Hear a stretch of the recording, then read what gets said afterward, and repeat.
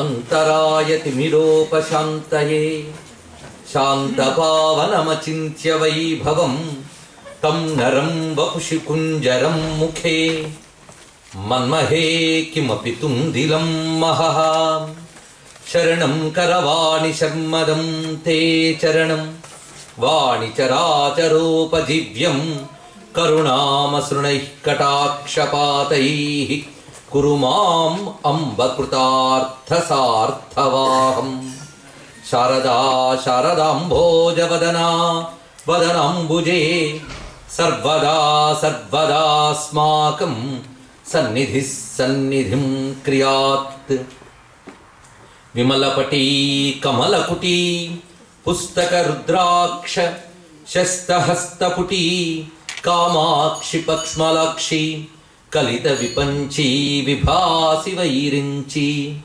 वागर्थाविव संपृक्तौ वागर्थ प्रतिपत्तये जगतः पितरौ वन्दे पार्वती परमेश्वरौ गुरवे सर्वलोकानां भिषजे भवरोगिणां निधये सर्वविद्यानां दक्षिणामूर्तये नमः नारायण समारंभां व्यासशंकर मध्यमाम् अस्मदाचार्य पर्यन्तां वन्दे गुरुपरम्पराम् श्रुति स्मृति पुराणानामालयं करुणालयं नमामि भगवत्पादशंकरं लोकशंकरम् नमस्ते नमस्ते महादेव शंभो नमस्ते नमस्ते दयापूर्ण सिंधो नमस्ते नमस्ते प्रपन्नात्मबंधो नमस्ते नमस्ते नमस्ते महेशा शिव शिवेति शिवेति शिवेति वा भव भवेति भवेति भवेति वा हरा हरेति हरेति हरेति वा भज मनः शिवमेव निरन्तरम् शिवाय गुरवे नमः शिवाय गुरवे नमः शिवाय गुरवे नमः शिवाय गुरवे नमः शिवाय गुरवे नमः शिवाय गुरवे नमः श्रीमात्रे नमः श्रीमात्रे नमः श्रीमात्रे नमः श्रीमात्रे नमः श्रीमात्रे नमः श्रीमात्रे नमः श्री विष्णु रूपाय नमः शिवाय श्री विष्णु रूपाय नमः शिवाय श्री विष्णु रूपाय नमः शिवाय श्री विष्णु रूपाय नमः शिवाय श्री विष्णु रूपाय नमः शिवाय श्री विष्णु रूपाय नमः शिवाय नमो महद्भ्यो ऋषिभ्यो गुरुभ्यो नमः।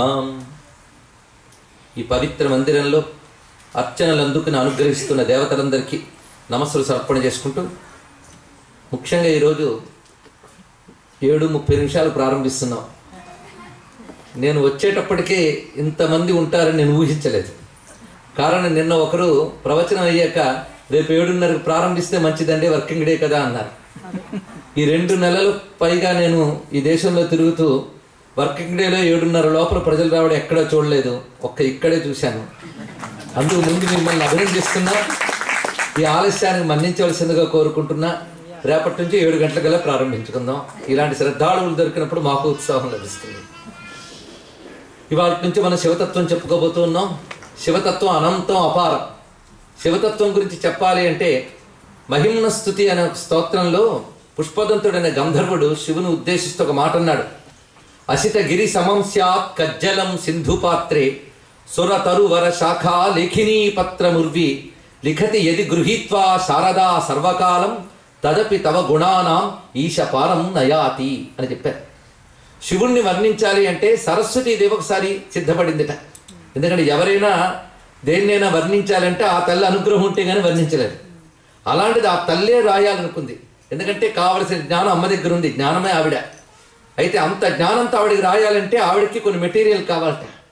ఆ పరికరాలు సిద్ధం చేసుకుంటోంది. ఏమిటా పరికరం అంటే అసిత గిరి సమం స్యాత్ కజ్జలం సింధు పాత్రే. ఒక కాటుక కొండని తీసుకొచ్చి సముద్రంలో కలిపిందిట. అంటే సిరా ఇంక్, అంత ఇంక్ ఉంటే గానీ రాయలేమని చెప్పి కాటుక కొండని సముద్రంలో కలిపిందిట. ఇక కలం తీసుకుందిట, లేఖిని పత్రం. ఆ లేఖిని ఏం తీసుకున్నది అంటే సుర తరువర శాఖ లేఖిని. అరగకూడదు, తరగకూడదు, మధ్యలో వ్రాస్తుంటే పెన్ అరిగిపోతే థాట్ ప్రాసెస్ దెబ్బతింటుంది. అందుకే మంచి కలం ఒకటి తయారు చేసిందిట. అరగని తరగని లక్షణం కలిగిన కలం. అదేమిటయ్యి అంటే సురతరువర శాఖ, కల్పవృక్షపు కొమ్మని ఆవిడ కలంగా తీసుకుందిట. ఇక లేఖిని పత్ర ముర్వి, ఈ విశాలమైన పృథ్వీనంతటిని కూడా వ్రాసే పత్రంగా తీసుకుందిట. ఇలాగ ఇన్ని అమర్చుకుని సాక్షాత్తు సరస్వతీదేవి నిన్ను వర్ణించాలని ప్రయత్నించినప్పటికీ నీ గురించి సంపూర్ణంగా చెప్పలేదు స్వామి అని. అది శివతత్వం. సరస్వతీదేవి ఇంత వర్ణిస్తేనే అందదు అంటే శివతత్వం ఎలాంటిది? తత్వం తెలిసిన వాడికే తెలుస్తుంది అది అందదని. తెలియని వాడికి ఏముందండి అనిపిస్తుంది. తెలుసుకుంటూ ఉంటే అంత గభీరమైన తత్వం శివతత్వం. అందుకే కృష్ణ పరమాత్మ భారతంలో ఒక మాట చెప్తాడు, కోటి జన్మార్జిత పుణ్య భవే భక్తి ప్రజాయితే అన్నాడు. ఇక్కడ కోటి జన్మల పుణ్యం ఉంటేనే శివభక్తి కలుగుతుందయ్యా అన్నాడు. కృష్ణుడు సాక్షాత్తు చెప్పినటువంటి మాట అది. పైగా నీ తత్వం గురించి నేను ఆలోచిస్తూ ఉంటే అది ఇంత అని చెప్పలేకపోతున్నానయ్యా అంటాడు పుష్పదంతుడే. తవ తత్వం నజానామి కీదృశోసి మహేశ్వర యాదృశోసి మహాదేవ తాదృశాయ నమో నమః. నీ తత్వం ఎలాంటిదో నాకు తెలియదు, అది ఎలాంటిదో ఆ తత్వానికి నమస్కారం అన్నాడు. అయితే శివుడు అర్థం కావడం కష్టం కానీ ఆయన అనుగ్రహం పొందడం సులభమే. ఇది తెలుసుకోవాల్సింది. పరమాత్మ అర్థం కావడం కష్టం కానీ ఆయన అనుగ్రహం పొందడం సులభమే. అంత దయామయుడు ఆయన. అయితే అనుగ్రహం పొందడానికి ఎంత మేరకు మనం తెలుసుకోవాలో అంత తెలుసుకునే ప్రయత్నం చేద్దాం. 3 రోజుల్లో సంపూర్ణంగా తెలుసుకోలేమని సిద్ధపడి 3 రోజుల్లో ఎంత తెలుసుకోగలమో అంత తెలుసుకునే ప్రయత్నం చేద్దాం. పైగా నిన్నటి వరకు మనం మహాభారతంలోంచే వస్తున్నాం కనుక అందులోంచే ప్రారంభం చేసుకుందాం. మహాభారతంలో విష్ణు సహస్రం ప్రధానమైనది చెప్పుకున్నాం. అంతా అయిన తర్వాత మహానుభావుడు ధర్మరాజు ఒక ప్రశ్న వేస్తాడు భీష్మ పితామహుడితో. స్వామి, నాకు శివుని గురించి సంపూర్ణంగా తెలుసుకోవాలన్నది చెప్పవయ్యా అని అడిగాడు.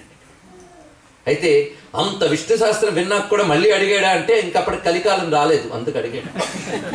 ఎందుకంటే కలి వస్తేనే శివకేశవ ద్వేషాలు ఇవన్నీ వస్తాయి. అందుకు శివుడి గురించి తెలుసుకోవాలనుందయ్యా అంటే భీష్ముడు ఒక్కసారి మౌనం వహించి ఒక మాట అంటాడు. శివుడి గురించి చెప్పగలిగే శక్తి చర్మమాంస అస్థిమయమైన దేహంతో ఉన్న నాకెక్కడ సరిపోతుందయ్యా. శివుని గురించి చెప్పాలి అంటే ఒక్కడికే అది సాధ్యం. ఋతే నారాయణాత్ శక్య శంఖచక్ర గదాధరాత్. ఈ వాక్యం మహాభారత అనుశాసక పర్వంలోది. శంఖచక్ర గదాధరుడైన నారాయణుడు మాత్రమే శివుని గురించి చెప్పగలడు. ఎందుకంటే శివస్య హృదయం విష్ణు, ఆయన హృదయమే విష్ణువు. కానీ విష్ణు ఒక్కడే శివతత్వాన్ని సంపూర్ణంగా చెప్పగలడు. గురువు గారి దగ్గర లేనప్పుడు శిష్యుడు ఎన్ని కబుర్లైనా మాట్లాడచ్చు. కానీ సాక్షాత్ శివతత్వం తెలిసిన మహానుభావుడు ఎవరో ఆయనే ఇక్కడున్నప్పుడు నేను నోరు తెరవడం మంచిది కాదు. అందుకు అన్నీ నా చేతి చెప్పించాడు కృష్ణుడు. ఇది మాత్రం నేను ఆయన ప్రార్థిస్తున్నాను అని అంతవరకు ఇటు తిరిగి అంపశయ్య మీద మాట్లాడినటువంటి భీష్ముడు కృష్ణుడు వైపు తిరిగి స్వామి, ధర్మరాజు అడిగిన ప్రశ్న అందరికీ కూడా తృప్తి కలిగే సమాధానంగా రావాలి మాకు. పైగా ఇక్కడ వ్యాసుడు మొదలైన మహర్షులందరూ ఉన్నారు. వారందరూ కూడా నీ నోట శివతత్వం పలికితే వినాలనే కుతూహలంతో మేమందరం ఉన్నాం, దయచేసి మాకు చెప్పవయ్యా అని భీష్ముడు ప్రార్థన చేస్తే కృష్ణ పరమాత్మ ఒక్కసారి కూర్చొని ధ్యానం చేస్తాట. ధ్యానం చేసి శివదేవు ముట్టగొల్వను, ఇది భారతంలో తిక్కన గారు చెప్తున్న శివదేవు ముట్టగల్వను అంటే శివుడు గురించి సంపూర్ణంగా తెలుసుకుని చెప్పడానికి నాకైన విధాతకైన అరిది. నేను గాని బ్రహ్మ గాని మేమిద్దరం కూడా సంపూర్ణంగా ఆయన గురించి చెప్పలేము. అయినప్పటికీ నా నేర్చిన కొలది చెప్పేదా. ఇంత గొప్పగా చెప్పాడు చూడండి. నిజానికి శివుడి గురించి తెలియదనా ఆయనకి అంటే మాట కందని తత్వం అది చెప్పడం ఇక్కడ. అయినప్పటికీ నేను చెప్తున్నాను అంటూ కృష్ణ పరమాత్మ శివతత్వాన్ని అక్కడ అనుశాసనిక పర్వంలో విస్తారంగా చెప్తాడు. పైగా తర్వాత పర్వాల్లో కూడాను అర్జునుడితో ఏకాంతంగా మాట్లాడిన సందర్భాలు ఉన్నాయి. కృష్ణ పరమాత్మ తాను స్వయంగా ఉపమన్యు మహర్షి వద్దకు హిమాలయంలో ఉపమన్యు మహర్షి ఆశ్రమానికి చేరుకుని ఆయన దగ్గర శివదీక్ష స్వీకరించి శివ సహస్రనామాల్ని గ్రహించి శివునికి తపస్సు చేసి శివుని ప్రసన్నం చేసుకున్నాను అని స్వయంగా చెప్తాడు ఆయన. అదేవిధంగా మహాభారతంలో హరివంశంలో కృష్ణ పరమాత్మ తన యోగ శక్తితో బదరికాశ్రమానికి చేరుకున్నప్పుడు అక్కడ యోగులు ఋషులు అందరూ నమస్కరిస్తారు. అక్కడి నుంచి కేదారనాథుని దర్శిస్తాడు. అక్కడి నుంచి కైలాస మానస సరోవరం వద్దకు వెళ్ళి కృష్ణుడు తపస్సు చేసినట్లు హరివంశంలో కైలాస ఖండం అనే భాగంలో మనకు కనబడుతున్నది. అక్కడ శివుడు కృష్ణునికి ప్రత్యక్షమై గొప్ప మాట చెప్తాడు. నీకంటే నాకు ప్రియతముడు మరొకడు లేడయ్యా కృష్ణ, నీ నామాలన్నీ నావి, నా నామాలన్నీ నీవి అన్నట్టండి. ఏం ఒప్పందమో అది. అంటే ఆ తత్వాన్ని అంత చక్కగా భారతం చూపిస్తుంది. ఈ రహస్యం పట్టుకున్న వాళ్ళు తిక్కన గారండి. అందుకే ఆయన మహాభారతం హరిహరాద్వైత తత్వంగా దర్శించి హరిహరాద్వైత మూర్తికి అంకితం చేశాడు. శ్రీయన గౌరి నాబరగు చల్వ కుచిత్తము పల్లవింప భద్రాయిత మూర్తియై హరిహరంబగు రూపము దాల్చి విష్ణు రూపాయ నమ శివాయ అని పల్కెడి భక్త జనంబు వైదిక ధ్యాయత కిచ్చమెచ్చు పరతత్వము గొల్తు నభీష్ట సిద్ధికిన్ అని ప్రారంభిస్తాడు తిక్కన గారు. విష్ణు రూపాయ నమ శివాయ. ఈ మాట మనకి యజుర్వేదానికి సంబంధించిన స్కందోపనిషత్తు అనే దాంట్లో వస్తుంది. ఇది శివాయ విష్ణు రూపాయ శివరూపాయ విష్ణవే శివస్య హృదయం విష్ణు విష్ణోశ్చ హృదయం శివ అని. శివుడు విష్ణువు యొక్క అభేదం. అయితే ఇందులో కేవలం శివుడికి విష్ణువుకి భేదం లేదని మాత్రమే చెప్పలేదండి. ఎందుకంటే వేదం దృష్టిలో భేదం లేదు, కలిదోషాల్లో భేదం వస్తుంది. కానీ శివుడికి విష్ణువుకి భేదం చెప్పకు అనే స్థాయి వేదం కాదు, అది ఇంకా పై స్థాయిది. అందుకే శివాయ విష్ణు రూపాయ అనే దానిలో మరొక అద్భుతమైన అంతరార్థం ఉంది. 3 రోజుల్లో ఎప్పుడైనా శివుడు చెప్పిస్తే చెప్పుకుందాం. మొత్తానికి శివాయ విష్ణు రూపాయ అనే మాట కృష్ణ పరమాత్మ నేను ఉపమన్యువు దగ్గర దీక్ష తీసుకుని శివారాధన చేశాను అని చెప్పాడు. చక్కగా ధర్మరాజాదులందరూ విన్నారు. అప్పుడు శివతత్వాన్ని చెప్పడమే కాకుండా ఉపమన్యు మహర్షి చరిత్ర కూడా చెప్తూ అప్పుడు శివసహస్రనామాన్ని విస్తారంగా చెప్తాడు కృష్ణ పరమాత్మ. అందుకు శివసహస్రనామాలు మహాభారత అనుశాసనిక పర్వంలో సాక్షాత్ కృష్ణుడే అనుగ్రహించాడు. ఇది తెలుసుకోవాల్సినది. ఆ తర్వాత ఇదే అంశాన్ని కూర్మ పురాణంలో మరొక అద్భుతమైన గాథగా చూపించారు. కూర్మ పురాణంలో కూడా ఇదే అంశం ప్రస్తావన చేస్తే అర్జునుడితో కృష్ణుడు తాను శివతత్వాన్ని వ్యాఖ్యానించిన అక్కడ కూడా కనబడుతుంది. అయితే అనుశాసన పర్వంలోనూ కాక ద్రోణ పర్వంలో మహాభారతంలో ఒక అద్భుతమైన ఘట్టం ఉన్నది. దాని పేరు శతరుద్రీయం. అధ్యాయం పేరు శతరుద్రీయం అండి. శతరుద్రీయం అంటే రుద్ర నమకం. ఏదైతే మనం రుద్రాధ్యాయం రుద్ర నమకం అంటామో దానికి శతరుద్రీయం అనే పేరు. మహాభారతంలో ఒక అధ్యాయం అంతా శతరుద్రీయం. ఈ శతరుద్రీయం అధ్యాయానికి ముందు అధ్యాయంలో ఒక అద్భుతమైన ఘట్టం ఉంది. అశ్వత్థామ ఒకప్పుడు వ్యాసుని దగ్గరకు వచ్చి నాకు సందేహం కలిగిందయ్యా అన్నాడు. ఏమిటంటే నేను నారాయణాస్త్రాన్ని ప్రయోగించినప్పుడు మొత్తం సేనలన్నీ అల్లల్లాడిపోయాయి, ఒక్క 2 మాత్రం నిలబడ్డారు ధైర్యంగా, వాళ్ళని ఏమీ చేయలేదు ఆ అస్త్రం. ఎందుకంటే దివ్యాస్త్రం ఎప్పుడు వైఫల్యం చెందదు. 2 మాత్రం నిలబడ్డారు. వాళ్ళు ఎవరయ్యా అంటే కృష్ణార్జునులు. ఈ కృష్ణార్జునులు వాళ్ళు నిలబడ్డమే కాకుండా కాపాడగలిగారు మిగిలిన వాళ్ళని కూడా. ఎక్కడా విఫలత్వం పొందని నా అస్త్రం కృష్ణార్జునుల దగ్గర ఎందుకు పనిచేయలేదు అని అడిగారండి. గొప్ప ప్రశ్న ఇక్కడ వేస్తాడు. వెంటనే చెప్తాడు అక్కడ వ్యాసుడు, ఏం లేదయ్యా, కృష్ణార్జునులు నిత్య లింగార్చన చేస్తారు కనుక వారికి ఏ అస్త్రం ఏమీ చేయలేదు అన్నాడు. ఇక్కడ గొప్ప రహస్యం. అంటే ఆ రోజులు అందరూ శివార్చన చేసేవారట, మరి నేను లింగార్చన చేస్తాను కదా అంటే నీ లింగార్చనకి ఆ లింగార్చనకి తేడా ఉందయ్యా అని చెప్పాడు. ఇది గొప్ప విషయం. ఎందుకంటే స్థూల దేహము లింగదేహం అని 2 దేహాలు ఉంటాయట మనకి. స్థూల దేహం అంటే బయట ఉండే దేహం, లింగదేహం అంటే సూక్ష్మదేహం, యాస్ట్రల్ బాడీ అని అంటాం మనం. ఈ సూక్ష్మదేహంలోనే మనస్సు, అంతఃకరణం, సూక్ష్మ ఇంద్రియాలు అన్నీ ఉంటాయి. స్థూల దేహంతో పూజ చేసేవాళ్ళంటే ఎదురుగా లింగానికి పూజ చేసి నైవేద్యం పెట్టేవాళ్ళు అందరైనా ఉండొచ్చు. లింగార్చన అంటే ఆ లింగదేహంతో భావనాత్మకంగా శివారాధన చేస్తారు వాళ్ళిద్దరూ. అందుకు లింగార్చన అంటే లింగాన్ని పూజించడం ఒక అర్థం, లింగదేహంతో అర్చించడం అని మరొక అర్థం అంట.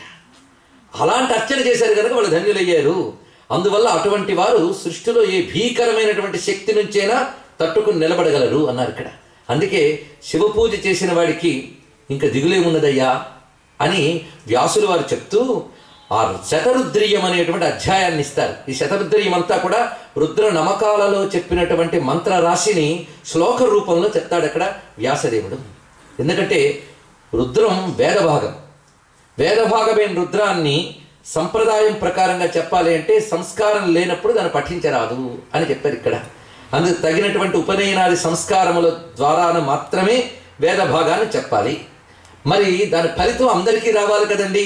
అంటే ఆ వేదములో చెప్పినటువంటి రుద్ర సూక్తముని వ్యాసదేవుడు వివిధ పురాణాల్లో భారతంలో కూడా శ్లోక రూపంలో ఇచ్చాడు. అది అందరూ చదువుకోవచ్చు. ఎలాగైతే వేదాల్లో చెప్పిన విష్ణు సూక్త పురుష సూక్తాది మంత్రములన్నీ కలిపి విష్ణు సహస్రముగా ఇచ్చాడో, అదేవిధంగా వివిధములైన రుద్ర సూక్త భావములన్నీ తీసుకుని శతరుద్రీయం అనే పేరుతో మహాభారతంలో చెప్పబడుతుంది. ఇది వ్యాసుడు స్వయంగా చెప్పినటువంటి ఘట్టం ఇది. ఇదే కాకుండా శివరహస్యం అనే గ్రంథంలో డుంఠి గణపతి కాశీ విశ్వేశ్వరుడు ముందు నిలబడి శివరుద్ర స్తోత్రం చేస్తాడు. అది రుద్ర నమక స్తోత్రం అని పేరు దానికి. ఇది కూడా ఎవరైనా సరే చక్కగా పఠించుకోవచ్చు. పురాణోక్తమైనటువంటిది. రుద్రభావాలు ఇందులో ఉంటాయి పూర్తిగా. వీటికైతే స్వరలోపం జరిగిన ఇత్యాది భేదములుండవు, అన్ని నియమాలు ఉండవు.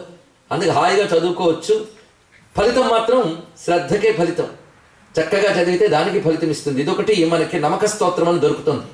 ఇది కాకుండా సూత సంహిత అని స్కాంద పురాణంలో ఒక భాగం ఉన్నది. అందులో కూడా రుద్ర నమక స్తోత్రం అని అత్యద్భుతంగా చెప్పారు. అయితే రుద్ర నమక స్తోత్రము తెలియక నమకము తెలియకపోతే ఏం చేయాలయ్యా? సులభమైన మార్గం చెప్తున్నాను వినంటున్నాడు. శాస్త్రమే చెప్తుంది. 5 అక్షరాల మంత్రం ఉంది, అది నమకము యొక్క సారము అన్నాడు. అదే శివాయ నమః. తిప్పితే నమ శివాయ.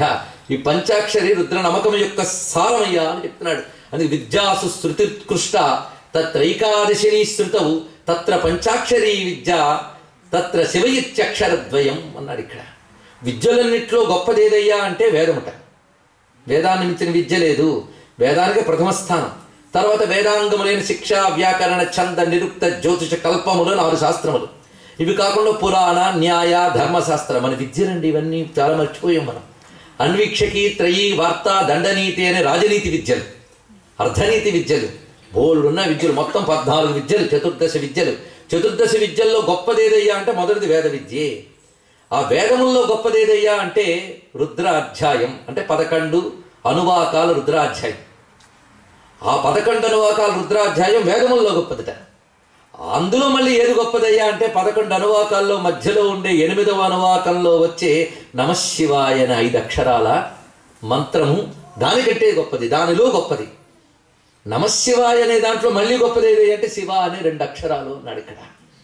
అందుకు విద్యాసు శృతిరుత్కృష్ట తత్ర ఏకాదశిని శృతవు తత్ర పంచాక్షరి తత్ర శివయిత్యక్షరద్వయం. కానీ శివనామం ఎక్కడొచ్చింది? వేదంలో దొరికింది. అందుకే శాస్త్రం శివనామానికి పేరిచ్చింది. అది శృతి జీవరత్నం అని. జీవరత్నం అంటే లైఫ్ ఉన్న రత్నం అంటే దానికి జడరత్నం కాదు, లైఫ్ ఉందిట. అయితే గొప్ప రత్నాన్ని దాచిపెట్టడం ఎలా దాచిపెడతారో తెలుసా? మీకు తెలుసు. ఒక రత్నం కానీ గొప్ప ఆర్నమెంట్ కానీ ఉంటే దాన్ని చిన్న డబ్బాలో పెడతారు. ఒక ముఖముల గడ్డ చుట్టి దాన్ని చిన్న డబ్బాలో పెట్టి దాన్ని పెద్ద డబ్బాలో పెట్టి అది లాకర్లో పెట్టి దానికి తాళం వేసి అది బీరువాలో పెడతారు కదా. అలాగే వేదమనే బీరువాలో రుద్రనమకం అనే లాకర్లో పెట్టి 8వ అనుమాకం అనే పెట్టెలో పెట్టబడ్డ శివ అనే రత్నానికి నమస్కారం. ఇక్కడ గొప్పగా చెప్పాడు. శివనామ అక్కడ దాచిపెట్టబడిందిట. అందుకు వేదమునకు ఎదుర్వేదం హృదయమైతే, ఎదుర్వేదానికి రుద్రం హృదయమైతే, రుద్రానికి హృదయం 8వ అనువాకమైతే, 8వ అనువాకానికి హృదయం పంచాక్షరి అయితే, పంచాక్షరికి హృదయం శివనామము అన్నాడు ఇక్కడ. ఇంత గొప్పది శివనామము. అందుకే శివ శివ ఎనరాదా భవభయ బాధలను అణచుకోరాదా అన్నారు త్యాగయ్య. అది శివనామం యొక్క మహిమ. అలాంటి రుద్ర సారమే శివం. అందుకే శివాయ నమః అని నిత్యం జపించేవాడి కొదమేమిటయ్యా అని చెప్తున్నాడు వ్యాసుల వారు అశ్వత్థామతో. అప్పుడు అశ్వత్థామ తెలుసుకుని శివతత్వం మరింత అవగాహన చేసుకుని శివారాధన చేశాడని మహాభారతం ద్రోణపర్వంలో చెప్పినటువంటి మాట ఇది. చూసారా? విష్ణు గ్రంథాల నుంచి శివతత్వం ప్రారంభమైంది మనకి వాళ్ళ. తర్వాత భారతంలోనే ఈ అనుశాసనికం ఇవన్నీ అయిపోయిన తర్వాత మొత్తం రాజ్యము పాలన స్థిరపడిపోయింది. ధర్మరాజు చక్కగా పాలన చేస్తున్నాడు. అప్పుడు కృష్ణ పరమాత్మ ఇంకా ద్వారకకు బయలుదేరని పరిస్థితి, అక్కడే ఉన్నాడు హస్తినాపురంలో. ఆ సమయంలో అర్జునుడు బయలుదేరి ఏకాంతంలో కృష్ణుడితో మాట్లాడాలి అని బయలుదేరేట. ఒకసారి వచ్చి కృష్ణ నీతో ఏకాంతంలో మాట్లాడాలి అంటే ప్రైవేట్ ఇంటర్వ్యూ. సరే అన్నట్టు కృష్ణ పరమాత్మ. ఇద్దరు కూర్చుని మాట్లాడుతున్నారు. యుద్ధం జరిగిన దగ్గర నుంచి నా మనస్సులో శాంతి లేదయ్యా, నీతో చెప్పేయాలి. అది నాకు అలజడిగా ఉంది. నువ్వేం అనుకోకు.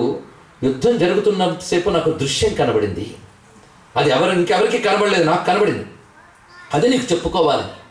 యుద్ధం చేస్తున్నప్పుడు నువ్వు నా రథాన్ని నడుపుతున్నావు, నేను వెనక నుంచి బాణాలు వేస్తున్నాను. కానీ జరిగింది ఏమిటి అంటే సరిగ్గా నీకంటే ముందు, అంటే నువ్వు మరొక ఆయన ఉన్నాడు ముందు, నాకు ఆయన కనబడ్డాడు. మనం ఏ డైరెక్షన్లో ఉన్నామో ఆ డైరెక్షన్లో ఉన్నాడు. మనల్ని ఫేస్ చేయట్లే, మనం ఎటు ఫేస్ చేస్తున్నామో అటు ఫేస్ చేస్తున్నాడు ఆయన కూడా. ఆయన ఉన్నాడయ్యా. ఆయన ఎలా ఉన్నా అంటే మెరుపులా మెరిసిపోతుంది శరీరం అంతా కూడా. అద్భుతమైన జటాజూటం ఉంది ఆయనకి. చేతిలో ఒక త్రిశూలం పట్టుకుని ఉన్నాడు ఆయనది. ఆ ఎత్తిన త్రిశూలం నుంచి అనేక త్రిశూలాలు వెలికి వస్తున్నాయి. నేను ఎవరిని కొడదామనుకుంటున్నానో వాడి నా త్రిశూలం ముందు వెళ్ళి పొడిచింది, తర్వాత నా బాణం వెళ్ళి కొట్టింది. దీన్ని బట్టి నేను ఎవరిని చంపలేదు, చంపిందంతా ఆయన. నేను మాత్రం చెప్పలేదు ఎవరితోని. చెప్తే విజయం అంతా నాదేనా అనిపిస్తుంది. పేరుకు మాత్రం నేను విజయుణ్ణి, కానీ కొట్టిందంతా ఆయనే. ఇంతకు ఆయన ఎవరు ఇది అడిగాడు ప్రశ్న. అప్పుడు కృష్ణ పరమాత్మ మందహాసం చేసి తం విద్ధి రుద్రం కౌంతేయ దేవదేవ ఉమాపతి గొప్ప మాట చెప్పాడు. అతడు ఉమాపతి దేవదేవుడైన రుద్రుడని తెలుసుకో. ఇది గొప్ప విషయం చెప్పాడు. భజస్వ సర్వభావేన, ఆయన్నే సర్వముగా భజించు, ఉపాసించు, తరించు అని బోధిస్తూ నిహతాన్ తేనవై పూర్వం. అసలు ఇవన్నీ ఆయన ఎప్పుడో చేసేసాడు, తర్వాత మనం చేసినట్టు కనిపిస్తున్నాం. అందుకే నిమిత్త మాత్రం, నువ్వు నిమిత్త మాత్రుడు మాత్రమే, చేసిందంతా ఆయనే అంటే ఓహో నమస్కారం చేశాడు. కానీ మనం కొంచెం ఆగుదాం. ఇక్కడ ఆయనే అన్నీ చేశాడు, నువ్వు నిమిత్త మాత్రుడివి అన్నాడు ఇక్కడ కృష్ణుడు. కొంచెం భగవద్గీతలోకి వెళదాం. భగవద్గీతలో విశ్వరూప సందర్శనం అయిన వెంటనే భీష్మంచ ద్రోణంచ జయద్రథంచ కర్ణం తథాన్యాన్యపి యోధవీరాన్, వీళ్ళందరూ కూడా భీష్ముడు ద్రోణుడు ఎవరెవరినైతే తాను యుద్ధంలో కొట్టదలుచుకున్నాడో వాళ్ళందరూ కృష్ణుడి నోట్లోకి వెళ్ళిపోవడం యుద్ధంకు ముందే కనబడింది ఆయనకి. అప్పుడు ఒక మాట అంటాడు, నువ్వు చంపేది ఏమిటయ్యా, వీళ్ళందరినీ మయై రేతా నిహతాన్ పూర్వమేవ, వీళ్ళందరినీ నేను ముందే సంహరించేశాను. నిమిత్త మాత్రం భవ సవ్యసాచన్, నేను అనంత కాల పురుషుణ్ణి, నువ్వు భూతం భవిష్యత్తు అని కూర్చున్నావు గనుక చంపాలా చంపద్దా అంటున్నావు. నేను అనంత కాల పురుషుని, వీళ్ళందరూ ఎప్పుడో చంపేశాను.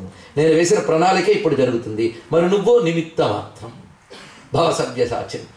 అప్పుడు నిమిత్త మాత్రం అని చెప్పినప్పుడు ఏమన్నాడు, మయైవేతా నిహతాన్ పూర్వమేవా, వాళ్ళందరూ నా చేత సంహరింపబడ్డారు అని అప్పుడు అన్నాడు. ఇప్పుడు ఏమంటున్నాడు, వాళ్ళందరూ రుద్రుని చేత సంహరింపబడ్డారు అంటున్నారు. ఈ రెండు పరస్పర విరుద్ధంగా లేవా అండి? ఏమీ లేదు. ఆ రుద్రుడే కృష్ణుడు, ఆ కృష్ణుడే రుద్రుడు. ఇది తెలుసుకోవాల్సిన ప్రధానమైన అర్థం. ఇది వాళ్ళిద్దరికి అభేదమే. అందుకు రుద్రుడు కృష్ణుడు కలిస్తే గాని ఏ పని జరగదయ్యా, అందుకు హరిహరాత్మకం, అది తెలుసుకోవాల్సినది అని బోధించి శివోపాసన మార్గాన్ని అక్కడ తెలియజేస్తాడు. సరిగ్గా ఈ రహస్యం మనకి రుద్రంలో నమో అగ్రే వధాయ చ దూరే వధాయ చ నమో హంత్రే చ హనీయసే చ అనే మంత్రంలో కనబడుతోంది. అగ్రే వధాయ చ దూరే వధాయ చ, తన భక్తుణ్ణి ఎవడు బాధిస్తున్నాడో వాడు ఎదురుగా రాకుండానే కొడతట, కొందరిని ఎదురుగా తెచ్చి మరీ కొడతట. అగ్రే వధాయ చ దూరే వధాయ చ, ఎదురుగా ఉండి కొడతాడు, దూరం కూడా కొడతాడు. అందుకే రుద్రానికి భాష్యం రాస్తూ సరిగ్గా భారతంలోని ఈ ఘట్టాన్నే అక్కడ ఉటంకించారండి మహర్షులందరూ కూడా. ఇది శివతత్వం. ఆ విధంగా చెప్తూ అద్భుతమైన శివతత్వాన్ని కృష్ణుడు చాలా రకరకాలుగా వ్యాఖ్యానిస్తాడు. ఆ వ్యాఖ్యానాత్మకమైనటువంటి శివతత్వానికి మనం నమస్కారం చేసుకుంటూ ఈ శివుడి గురించి వేదముల్లో అనేక చోట్ల ప్రస్తావించబడుతూనే ఉన్నది. ముఖ్యంగా రుద్ర మంత్ర రాశి అంతా శివుడే. రుద్ర శివ ఈ రెండు శబ్దముల గురించి ఆలోచించాలి.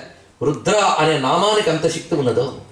ఈ రుద్రుడి గురించి ప్రారంభమస్తూ నమస్తే రుద్రమన్యవ ఉతోత ఇషవే నమః నమస్తే యస్తు ధన్వనే బాహుభ్యాముతతే నమః అంటూ యాతే రుద్ర శివాతను రఘోరా అపాపకాశిని. ఓ రుద్ర, నీ యొక్క మంగళకరమైన శరీరం ఏదైతే ఉన్నదో అది అఘోరము అంటే ఘోరము కానిది, అది అపాపకాశిని అంటే పాపము లేని నిర్మలత్వాన్నే ప్రకాశింపజేస్తున్నది. అలాంటి ఆ శరీరము, నీ యొక్క దివ్యమంగళ శరీరమే నాకు అన్ని చోట్ల కనిపింపజేయవయ్యా అని ప్రార్థిస్తాడు. ఇక్కడ ఆ శివశబ్దం అనేక వాళ్ళు రుద్రంలో వస్తున్నది. అంటే పరమేశ్వరుడికే రుద్ర, శివ, మహేశ్వర, శంకర, శంభు ఇలాంటి పేర్లన్నీ మనకి చెప్పబడుతున్నాయి వేదమునందు. ఎలాగైతే విష్ణు, నారాయణ, వాసుదేవ అని ఒకే దైవాన్ని మనం ఉద్దేశించి అంటున్నాము, శివ, రుద్ర, శంకర, శంభు ఇవన్నీ కూడా ఆ స్వామిని ఉద్దేశించి చెప్తున్నాం. పైగా ఇందులో ఒక్కొక్క నామానికి అర్థం చెప్తూ ఉంటే ఆ అర్థ వివేచన చాలు. అందుకే విష్ణు శాస్త్రంలో శివనామాలు ఉన్నాయి, శివశాస్త్రంలో విష్ణునామాలు ఉన్నాయి. ఉభయతత్వాల్ని పరిశీలించాలి. అయితే ఈ 3 రోజులు మన నిత్యానుష్ఠానానికి పనికి వచ్చే విధంగా శివ మహిమని చెప్పుకోవాలని ప్రయత్నం. కానీ ప్రయత్నము, సంకల్పము, ఫలము అంతా పరమేశ్వరుడే కనుక ఆయనకు అప్పగించి ప్రారంభించుకుందాం. శివతత్వం ఉపనిషత్తుల్లో మనకు కనబడుతోంది. ముఖ్యంగా ప్రపంచోపశమం శాంతం శివం చతుర్థం మన్యంతే అద్వైతం అని మాండుక్యోపనిషత్తులో చెప్పాడు. ఇక్కడ శివశబ్దం అద్వైత స్థితికి చూపించాడు. ఇక్కడ పైగా చతుర్థం చూసారు, తత్వం అంటే కొంచెం గట్టిగానే ఉంటుంది, కొంచెం ఓపిక పట్టండి. ఎందుకంటే అటెన్షన్ చాలా అవసరం. తత్వం కదా, లైటర్ వేల్లో కథలా నేను చెప్పుకు వెళ్ళిపోవచ్చు, కానీ గ్రహించే వాళ్ళు కొందరు ఉంటారు, వాళ్ళకి అన్యాయం చేయకూడదు, అందుకు చెప్పే ప్రయత్నం చేస్తున్నా. శివ అని ఎందుకంటే శివతత్వాన్ని ఎంతోమంది పాశ్చాత్యులు కీర్తిస్తున్నారు, భక్తులైపోయారు శివుడికి. అదేవిధంగా ఎందరో పాశ్చాత్యులు దుర్వ్యాఖ్యానాలు చేశారు, ముఖ్యంగా శివలింగ తత్వం మొదలైన వాటి గురించి. దానికి తోడు శివద్వేషులైన మన వాళ్ళే వాళ్ళు ఉత్పందించారు కొంత, అదొక ద్రోహం. స్వామి వివేకానంద ఈ దేశంలో ఆ రోజుల్లో పర్యటించినప్పుడు 1893లో ఒకసారి శివలింగం గురించి చాలా అశ్లీలంగా మాట్లాడారు. ఇక్కడ మహానుభావుడు గట్టి సమాధానం ఇచ్చాడండి, వాళ్ళ గట్టిగానే అప్పుడు మూయించాడు నోరు. కానీ మన మతాన్ని దెబ్బతీయాలని వాళ్ళు ఇంకా కువ్యాఖ్యలు చేస్తూనే ఉన్నారు. ముందు మనకు కూడా తెలిస్తే కదా వాళ్ళకి చెప్పాలి. అందుకే శివతత్వం, శివలింగతత్వం ఈరోజు మన అంశంగా ప్రస్తావన చేసుకుందాం. శివలింగం అంటే ఏమిటి, శివుడు అంటే ఏమిటి, దీనికి కొంత పురాణము, కొంత వేదము, కొంత వేదాంతము, కొంత యోగ శాస్త్రము, కొంత ఆగమ శాస్త్రం అన్నిటిని సమన్వయించుకుంటూ చెప్పే ప్రయత్నం చేసుకుందాం. ముందు శివ అనే నామం గురించి ఆలోచిస్తే, శివనామం గురించి శంకర భగవత్పాల్ వారు గొప్ప మాట చెప్తారు. శివేతి ద్వౌవర్ణౌ పరపద నయద్ధం సగర్తౌ అన్నాడు. ఇక్కడ పైకి వెళ్ళాలి అంటే ఒక హంస రెక్కలు పట్టుకుని దాంతో వెళ్ళిపోవచ్చుట. అలాగే సి వా అనే 2 రెక్కలు కలిగినటువంటి ఆ నామం అనే హంసని పట్టుకుంటే మనం శివపదాన్ని చేరుకోగలము అని చెప్పాడు. ఎంత గొప్పగా చెప్పాడు. అదేవిధంగా సి వా అనే నామము 2 తిరగలి రాళ్ళు అన్నాడు. తిరగలి రాళ్ళుట, తిరగలు అలా తిప్పుతూ ఉంటారు. కొందరు పాపం నోరే తిరగల్లా వాడుతూ ఉంటారు, ఏదో ఒకటి తింటూ ఉంటారు. అలాగే శివ అనేది ఘరట్టగ్రావానవు భవ విటపి బీజవు గదలని అంత గొప్ప మాట చెప్పాడు చూడండి. సాధారణంగా తిరగలు తిప్పేటప్పుడు మనం కొన్ని గింజలు వేస్తాం, అందులో మినప గింజో పెసర గింజో ఏదో గింజ వేసి గట్టిగా తిప్పుతాం పొడిగా. మామూలుగా గింజల్ని నేల మీద వేస్తే మొలకెత్తుతాయట, కానీ దానిలో పిండి చేసేసి వేయండి మన మొలకెత్తవు. అలాగే మనకి జన్మల మొలకలెత్తడానికి కర్మ బీజాలు చాలా ఉన్నాయటండి. ఈ కర్మ బీజాలు మనకి ఎన్నో జన్మల మొలకలు ఎత్తడానికి రెడీగా ఉంది. అప్పుడు ఏం చెయ్యాలయ్యా అంటే ఈ మొలకల్ని శివ అనే నామం అని తిరగల్లో పడేయన్నాడు. శివ శివ శివ శివ శివ శివ అంటే ఈ కర్మ బీజాలన్నీ బూడిదైపోయాయంటే అప్పుడు వాటి మీరు వేసిన జన్మ నుండవు. అది శివనామ స్మరణ చేస్తుంటే కర్మ బీజాలు చూర్ణమైపోయి మరి జన్మరాహిత్యం లభిస్తుందయ్యా అని చెప్పారు శంకర భగవత్పాదుల వారికి. అంత గొప్ప విషయం చెప్పారు.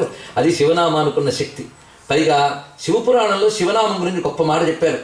చూడ్డానికి చిన్న అక్షరాలు 2, కానీ శివ అనేటువంటి నామం ఉన్నదే ఇది తొలగించగలిగే పాపాలు ఏ మానవుడు చెయ్యలేడు అన్నాడు.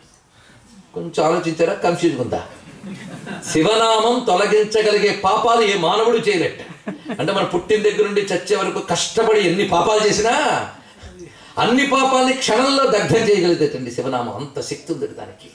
అందుకే భాగవతంలో, ఏది సంస్కృత భాగవతంలో ఒక శ్లోకం ఉంది శివనామం గురించి. భాగవతంలో విష్ణు భక్తులు జాగ్రత్తగా వినుదురుగాక. భాగవతంలో చెప్తున్నాడు, యద్వ్యక్షరన్నామ గిరేరితం నృణాం సకృత్ ప్రసంగాదగమాసు హంతి తత్ పవిత్ర కీర్తిం తమలంఘ్య శాసనం భవానహోద్వేష్టి శివం శివేతరః. దక్ష ప్రజాపతికి బుద్ధి చెప్తూ సతీదేవి చెప్పినటువంటి మాట ఇది. యద్వ్యక్షరం నామ గిరేరితం నృణాం, 2 అక్షరాల చిన్ని నామం అండి, అనడం చాలా సులభం. శివ. ఈ చిన్న మాటని ఏదో సకృతి ప్రసంగాత్, ఏదో మాట్లాడుతూ మాట్లాడుతూ అలవోకగా శివ అన్నా చాలు అప్పటి వరకు చేసిన పాపాలని దగ్ధం చేసింది శివనామం. అలాంటి పవిత్ర కీర్తిం తమలంఘ్య శాసనం. పవిత్ర కీర్తి శివుడంటే. అంటే ఎవరిని కీర్తిస్తే మనం పవిత్రమవుతామో వాళ్ళని పవిత్ర కీర్తి అని అంటారు. అని కీర్తిస్తే చాలా పవిత్రమవుతాం. ఏ శివో నామరూపాభ్యాం యా దేవి సర్వమంగళ తయో సంస్మరణాత్ పుంసాం సర్వతో జయమంగళం.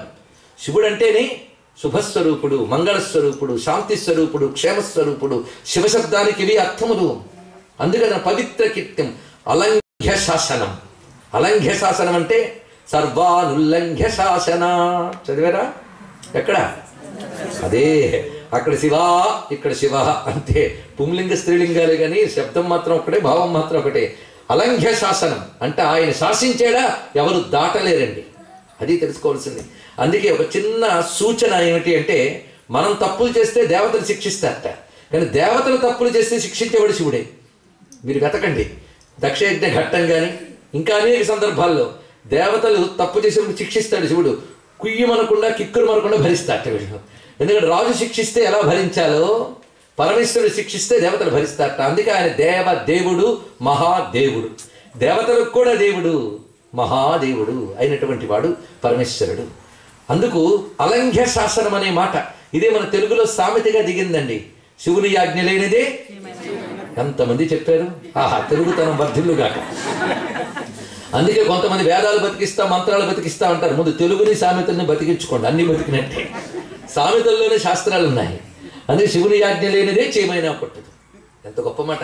ఈశ్వరుడు ఇవ్వాలి, ఇల్లు నిండాలి. ఎంత గొప్ప గొప్ప మాట చూడండి. ఇవన్నీ గుర్తుపెట్టుకుంటే శివానుగ్రహం, శివతత్వం మనకు తెలిసిపోతున్నది. అక్కడ భాగవతంలో కూడా శివనామ మహిమ ఇంత గొప్పగా చెప్పారు. మొత్తాన్ని శివ అనే నామానికి అనేక అర్థాలు శాస్త్రాలు ఉన్నాయి. కొన్ని అర్థాలు తెలుసుకుందాం. ఎందుకంటే ఒక్క నామానికి ఎన్ని అర్థాలు ఉన్నాయో తెలిస్తే అన్ని అర్థాలు లభిస్తాయి. ఇప్పుడు అర్థాన్ని 2 అర్థాలతో అన్నాను, అది వచ్చిన బాధ. అర్థం అంటే మీనింగు, అర్థం అంటే ప్రయోజనం. అది ఇక్కడ శివనామానికి ఎన్ని అర్థాలు అన్ని అర్థాలు ఉన్నాయంటే అన్ని ప్రయోజనాలు ఉన్నాయి. అందుకు ఒక్కొక్క అర్థం భావన చేస్తే ప్రయోజనాన్ని పొందే ప్రయత్నం చేద్దాం. శివం అనే మాటకి నిఘంటు పరంగా మొదట అర్థం తీసుకోవాలంటే స్వశ్రేయసం శివం భద్రం కళ్యాణం మంగళం శుభం. మంగళము, శుభము, కళ్యాణము, ఇది శివనామానికి అర్థం. శివ అంటే ఏమొస్తుంది? కళ్యాణం, శుభము, మంగళం వస్తుంది. పంచదార తింటే తీపి వచ్చినట్టు శివ అంటే మంగళం వస్తుంది, అయిపోయింది. అంతేకాదు శివనామానికి మరొక అర్థం ఏంటంటే ఆదిత పరిశుద్ధత్వాత్ మలత్రయ వియోగత శివయుచ్యుచ్యతే సద్భిః అన్నారు. ఇక్కడ శివుడు అంటే శుద్ధమైన వాడు అని అర్థంట. గుణదోషాలు గాని మాయా మాలిన్యాలు గాని లేని ఒక శుద్ధతత్వం శివుడు అంటే, పరిపూర్ణ శుద్ధతత్వం. అది శుద్ధమైన వాడు. రెండవ అర్థం శుభమైన వాడు, శుద్ధమైన వాడు. మూడవది శాంతమే శివుడు. ప్రపంచోపశమం శాంతం చతుర్థం.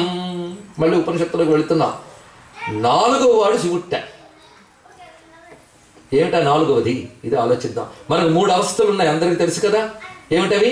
జాగ్రత్త అవస్థ, స్వప్నావస్థ, సుషుప్త్యవస్థ. ఈ 3. జాగ్రత్త అంటే మెలకువ, స్వప్నావస్థ అంటే కళ, సుషుప్త్యవస్థ అంటే గాఢ నిద్ర. ఎవరో అదృష్టవంతులకు అప్పుడప్పుడు వస్తుంది. ఇది మహా కష్టం. అది కానీ 3 అవస్థలు అందరికీ తెలుసు. దీని గురించి నేను ఉపన్యాసం ఇవ్వక్కర్లేదు. 3 అవస్థలు అందరికీ తెలుసండి. కానీ 4వ అవస్థ ఒకటి ఉందిట. దాని అవస్థ అనకూడదట. అవస్థ అతీత స్థితి అనాలి దానికి. అది అవస్థ కాదు నిజానికి. అవస్థలన్నీ దీంట్లోనే ఉంటాయి. ఈ 3 అవస్థలు ప్రతివాడికి తెలుసు. 4వ అవస్థ యోగికి మాత్రమే తెలుసట. ఆ అవస్థ కాని స్థితి అది సమాధ్యవస్థ అంటారు. సమాధి స్థితి. ఇది తెలుసుకోవాల్సింది. సమాధి అంటే ఎక్స్పీరియన్స్ ఉంటే గానీ తెలియదు అది. ఈ 3ంటికి నేను ఉదాహరణలు చెప్పక్కర్లేదు, అందరూ బతుకోదే. 4వ స్థితిని ఎవడో ఒక్కడ చేరుతాట. ఆ చేరేవాడే యోగి. ఆ సమాధి స్థితి చేరితే మోక్షం. ఈ 3ంటితో ఉంటూ ఉంటే బంధం, దానికి చేరగలిగితే మోక్షం. పైగా 4ంటిలోనూ ఆ చైతన్యం ఉంటుందిట. కానీ 3 అవస్థల్లో దాన్ని గుర్తించలేం. జాగ్రత్తగా చూడండి. 3 అవస్థల్లో మనం దాన్ని గుర్తించలేం. ఎందుకంటే వీటిలో పడిపోయాం. మెలకువలో వస్తే బయట ప్రపంచంలో పడుతున్నాం, స్వప్నంలో స్వప్న ప్రపంచంలో పడిపోయాం, సుషుప్తి అసలు ఏమీ తెలియడం లేదు. కానీ 3ంటిలో చైతన్యం అనేది ఒకటి ఉన్నది. ఆ చైతన్యం యొక్క అసలు స్థితి తెలియాలంటే 4వ అవస్థకి చేరితే గానీ తెలియదుట. అదంత తేలిక. యమనియమాసన ప్రాణాయామ ప్రత్యాహార ధారణ ధ్యాన ఆ తర్వాత అంత స్థితికి చేరితే అది తెలుస్తుందిట. కానీ అది అన్నిట్లోనే అది ఫ్లో అవుతూనే ఉంటుందయ్యా. కానీ అది తెలియాలంటే మాత్రం దీనికి పైకి వెళ్ళాలి. ఇది ఎలాంటిదంటే మనం గదిలోకి రాగానే లైట్ వెలిగింది. అప్పుడు ఆ కాంతిలో మీకు గోడ కనబడింది, టేబుల్ కనబడింది, అన్నీ కనబడ్డాయి.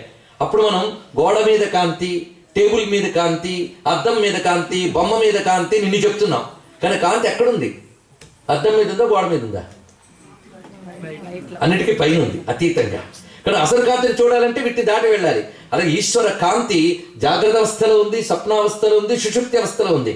కానీ అసలు ఈశ్వర కాంతిని చూడాలంటే దీని నుంచి పైకి వెళ్ళాలి, పైకి చూడాలి. దాని పేరు తురీయావస్థ అని అంటారు. తురీయము. మాండుక్యోపనిషత్తులోనే తురియం గురించి చెప్పారండి, ఎక్కడా కాదు. కనుక ఈ 3 అవస్థల్లోనే సృష్టి స్థితి లయలు ఉంటాయి. 4వ అవస్థలు సృష్టి స్థితి లయలకు అతీతమైన పరమాత్మ ఉంటాడు అన్నారు ఇక్కడ. అదే మళ్ళీ 3 సృష్టి స్థితి లయ, సత్వ రజస్ తమో గుణాలు. అదేవిధంగా జాగ్రత్త, స్వప్నము, సుషుప్తి, స్థూల సూక్ష్మ కారణ, అన్ని 3. ఈ 3ంటిలో వెలిగిపోతున్న త్రిపుర తత్వం తెలియాలి అంటే త్రిపురాలు దాటి నువ్వు వెళ్ళ పైకి. అక్కడ అసలు తత్వం ఉంది, దాన్ని తురీయం అంటారని మాండుక్యోపనిషత్తు చెప్తోంది. ఆ తురీయ భూమికని శివం అంటారు. అంటే యోగులు సమాధి స్థితిలో పొందేటువంటి పరిపూర్ణమైనటువంటి పరబ్రహ్మ తత్వం ఏదుందో అదే శివం. కనుక శివం అంటే పరబ్రహ్మతత్వం. అందుకే శివతత్వం ఏమిటయ్యా అంటే ఉపనిషత్తులను ఒక ఆవుగా భావిస్తే ఆ ఉపనిషత్తులని ఆవు నుంచి వచ్చిన క్షీరం శివతత్వం అంటే ఇది తెలుసుకోవాల్సింది. అలా సర్వోపనిషత్తులు యందు చెప్పబడుతున్నవాడు. అందుకే విహరించు నెవ్వడు వివిధోపనిషదత్త హర్మ్యాగ్రముల యందు అహరహమ్ము సవరించు నెవ్వడు సకల జగంబులు జఠరగోళంబున సంతతమును అంటున్నాడు శ్రీనాథ మహాకవి. అంత చక్కగా చెప్పాడు మహానుభావుడు. విహరించు నెవ్వడు వివిధ ఉపనిషదత్త హర్మ్యాగ్రముల యందు అహరహమ్ము. అందుకే శివతత్వము ఉపనిషదత్వముల యందు చెప్పబడుతున్నది. మరి అతడు సదా నిధిధ్యాసితవ్యుండు మంతవ్యుడు ఆతండు శ్రోతవ్యుడు ఆతండు ద్రష్టవ్యుడు ఆతండు జన్మస్థితి ధ్వంసనంబుల్ తిరోభావ మోక్షంబులను కృత్యముల్గాగ లోకంబులను పట్టి పాలార్చు రుద్రుండు విశ్వాధికుండంచు అమ్నాయ సంఘాతం అమ్రేడిత ప్రక్రియం తోరమై యాతనిం చెప్పు శుద్ధంబు బుద్ధంబు నిత్యంబు సత్యంబు కూటస్థంబ ఖండంబు స్వాత్మస్థితంబు. అది శివతత్వము అని శ్రీనాథుడు విజృంభించాడండి కాశీఖండంలో. మొత్తాన్ని ఉపనిషత్ ప్రతిపాద్యమైన తత్వం శివతత్వం. అది శివనామం ఎక్కడ పెట్టారయ్యా అంటే అది ఎంత జాగ్రత్తగా ఇంట్రడ్యూస్ చేస్తుందో వేదం. నమస్తారాయ నమ శంభవే చ మయో భవే చ నమ శంకరాయ చ మయస్కరాయ చ నమ శివాయ చ శివతరాయ చ. అక్కడ ఉందండి మంత్రం పంచాక్షరం. ఎంత అద్భుతంగా చెప్తున్నాడు. తారాయ అక్కడ ప్రారంభించాడు. తారము అంటే మోక్షమునిచ్చే మంత్రమును తారము అనాలి. ఓంకారస్తారహ ఓంకారము. ఆ ఓంకార స్వరూపమైనటువంటి ఏ తారకమున్నదో ఆ తారకమే పంచాక్షరి నమశివాయ. దాన్ని చెప్పబోతూ నమశంభవే నమశంకరాయ నమశివాయ మూడు చెప్పారు. శంభు శంకర శివ ఈ మూడు త్రిశూలం లాంటివండి. ఆయన చేతులు ఉండేది అదేగా త్రిశూలం లాంటివి. శంభు శంకర శివ ఇదే త్రిశూలం అన్నాడు ఇక్కడ. ఈ మూడు నామాలకు అర్థం తెలుసుకున్నా మనకు శివానుగ్రహం లభిస్తుంది. శంభు భూ అంటే నిన్ననే చెప్పుకున్న ఉనికి మూలము. అలాగే శంభు అంటే శం అనే శబ్దానికి శాంతము సుఖము శుభము అని మూడు అర్థాలు శం శబ్దానికి. అందుకే శంభు అంటే సుఖాలకి శుభాలకి శాంతానికి మూలమైన వాడు, ఉనికి అయిన వాడు, ఆధారమైన వాడు. సుఖము శుభము ఆయన ఆధారం చేసుకుంటున్నాయి. అంతేకాదు శంకర శుభానికి మూలమైన వాడు శంభువు. ఆ శుభాన్ని అందరికీ ఇచ్చేవాడు. కరోతి ఇది కరహ శంకరహ. ఆ శుభాన్ని సుఖాన్ని శాంతిని అందరికి ఇస్తాట శివుడు. అందుకే శంకరుడు. ఇలా వస్తువులు దగ్గరించుకుని ఇచ్చేవాడితో కొంచెం ప్రమాదం ఉందండి. ఎందుకంటే కొంతకాలానికి వస్తువు అయిపోయిందని చెప్తాడు. అది ఈయన అలా కాదుట. శివ అక్కడ చూపించాడు. శుభమనకు మూలం అతడు, శుభాలు ఇచ్చేవాడు అతడు, శుభమే అతడు. అది శివనామానికి అర్థం. ఆయనే శుభస్వరూపుడు. సూర్యుడు ఇంకా నా వెలుగు ఖాళీ అయిపోయింది వెళ్ళిపోండి అన్నాడు. ఎందువల్ల? వెలుగే ఆయన గనక. తెలిసింది కదా, వెలుగే ఆయన గనక. అందుకే శివుడే శుభస్వరూపుడు మంగళస్వరూపుడు. అందుకే శంభు శుభాలకు మూలం, శంకర శుభాలు కలిగిస్తాడు. ఆయనే శుభం శివం. సరేనండి ఆయన శుభం. మరొకటి ఏదైనా ఉంటే చెప్పండి, మరొకటి కూడా చూద్దాం అంటే ఆయన్ని మించిన శివం మరొకటి లేదు. అందుకే శివతరాయ అది చెప్పాడు. శివతరాయ అంటే ఆయన్ని మించిన శివం మరొకటి లేదు. అన్నిటికీ ఆయనే శివము. అందుకే ప్రతివాడు కోరుకునేది ఏమిటి? శివమేగా. శుభమే కోరుకుంటాడు. నాకు శుభం అక్కర్లేదని ఒక్కడిని అనమనండి. నాకు శివనామం వద్దండి అంటే నీకు శుభాలు లేవండి అని అర్థంట. భవానహోద్వేష్టి శివం శివే తరహ. సతీదేవి చెప్పింది దక్షుడితో, శివుడు అక్కర్లేదంటే వాడి నుదుట అమంగళములు రాసిపెట్టున్నాయని అర్థం. శివుడు అంటేనే మంగళస్వరూపుడు. అంతే కదయ్యా. శివనామం పలికేవాడిని చూస్తే మనకు మంగళంట. అది శివనామం యొక్క మహిమ. ఏమి చెప్పేది? ఇది శివనామం యొక్క మహిమ. శివశబ్దానికి అర్థం ఇప్పటి వరకు చెప్పుకున్నాం. అయిపోయిందా? ఇప్పుడు చెప్పింది చాలా అనిపిస్తుందా? అప్పుడు తురియం గడిపోయింది కదా. ఇవి కూడా మీ లలితా శాస్త్రం చదివేపోయానమ్మా. నేను ఎక్కడో కొత్తగా తీసుకురాలేదు భారతదేశం నుంచి. విశ్వరూపాజాగరణి స్వపంతి తైజసాత్మిక సుప్త ప్రాజ్ఞాత్మిక తురియా సర్వావస్థ వివర్జిత. ప్యూరెస్ట్ భూమిక అదేనమాట. అక్కడ చెప్పబడే తత్వమేది. తురియం అనేది ఉపనిషత్తు చెప్తోంది. ఇప్పుడు శివశబ్దానికి మరొక అర్థం చెప్తాను చూడండి. శరతే ప్రాణినో యత్ర సశివ. ఇది గొప్ప మాట.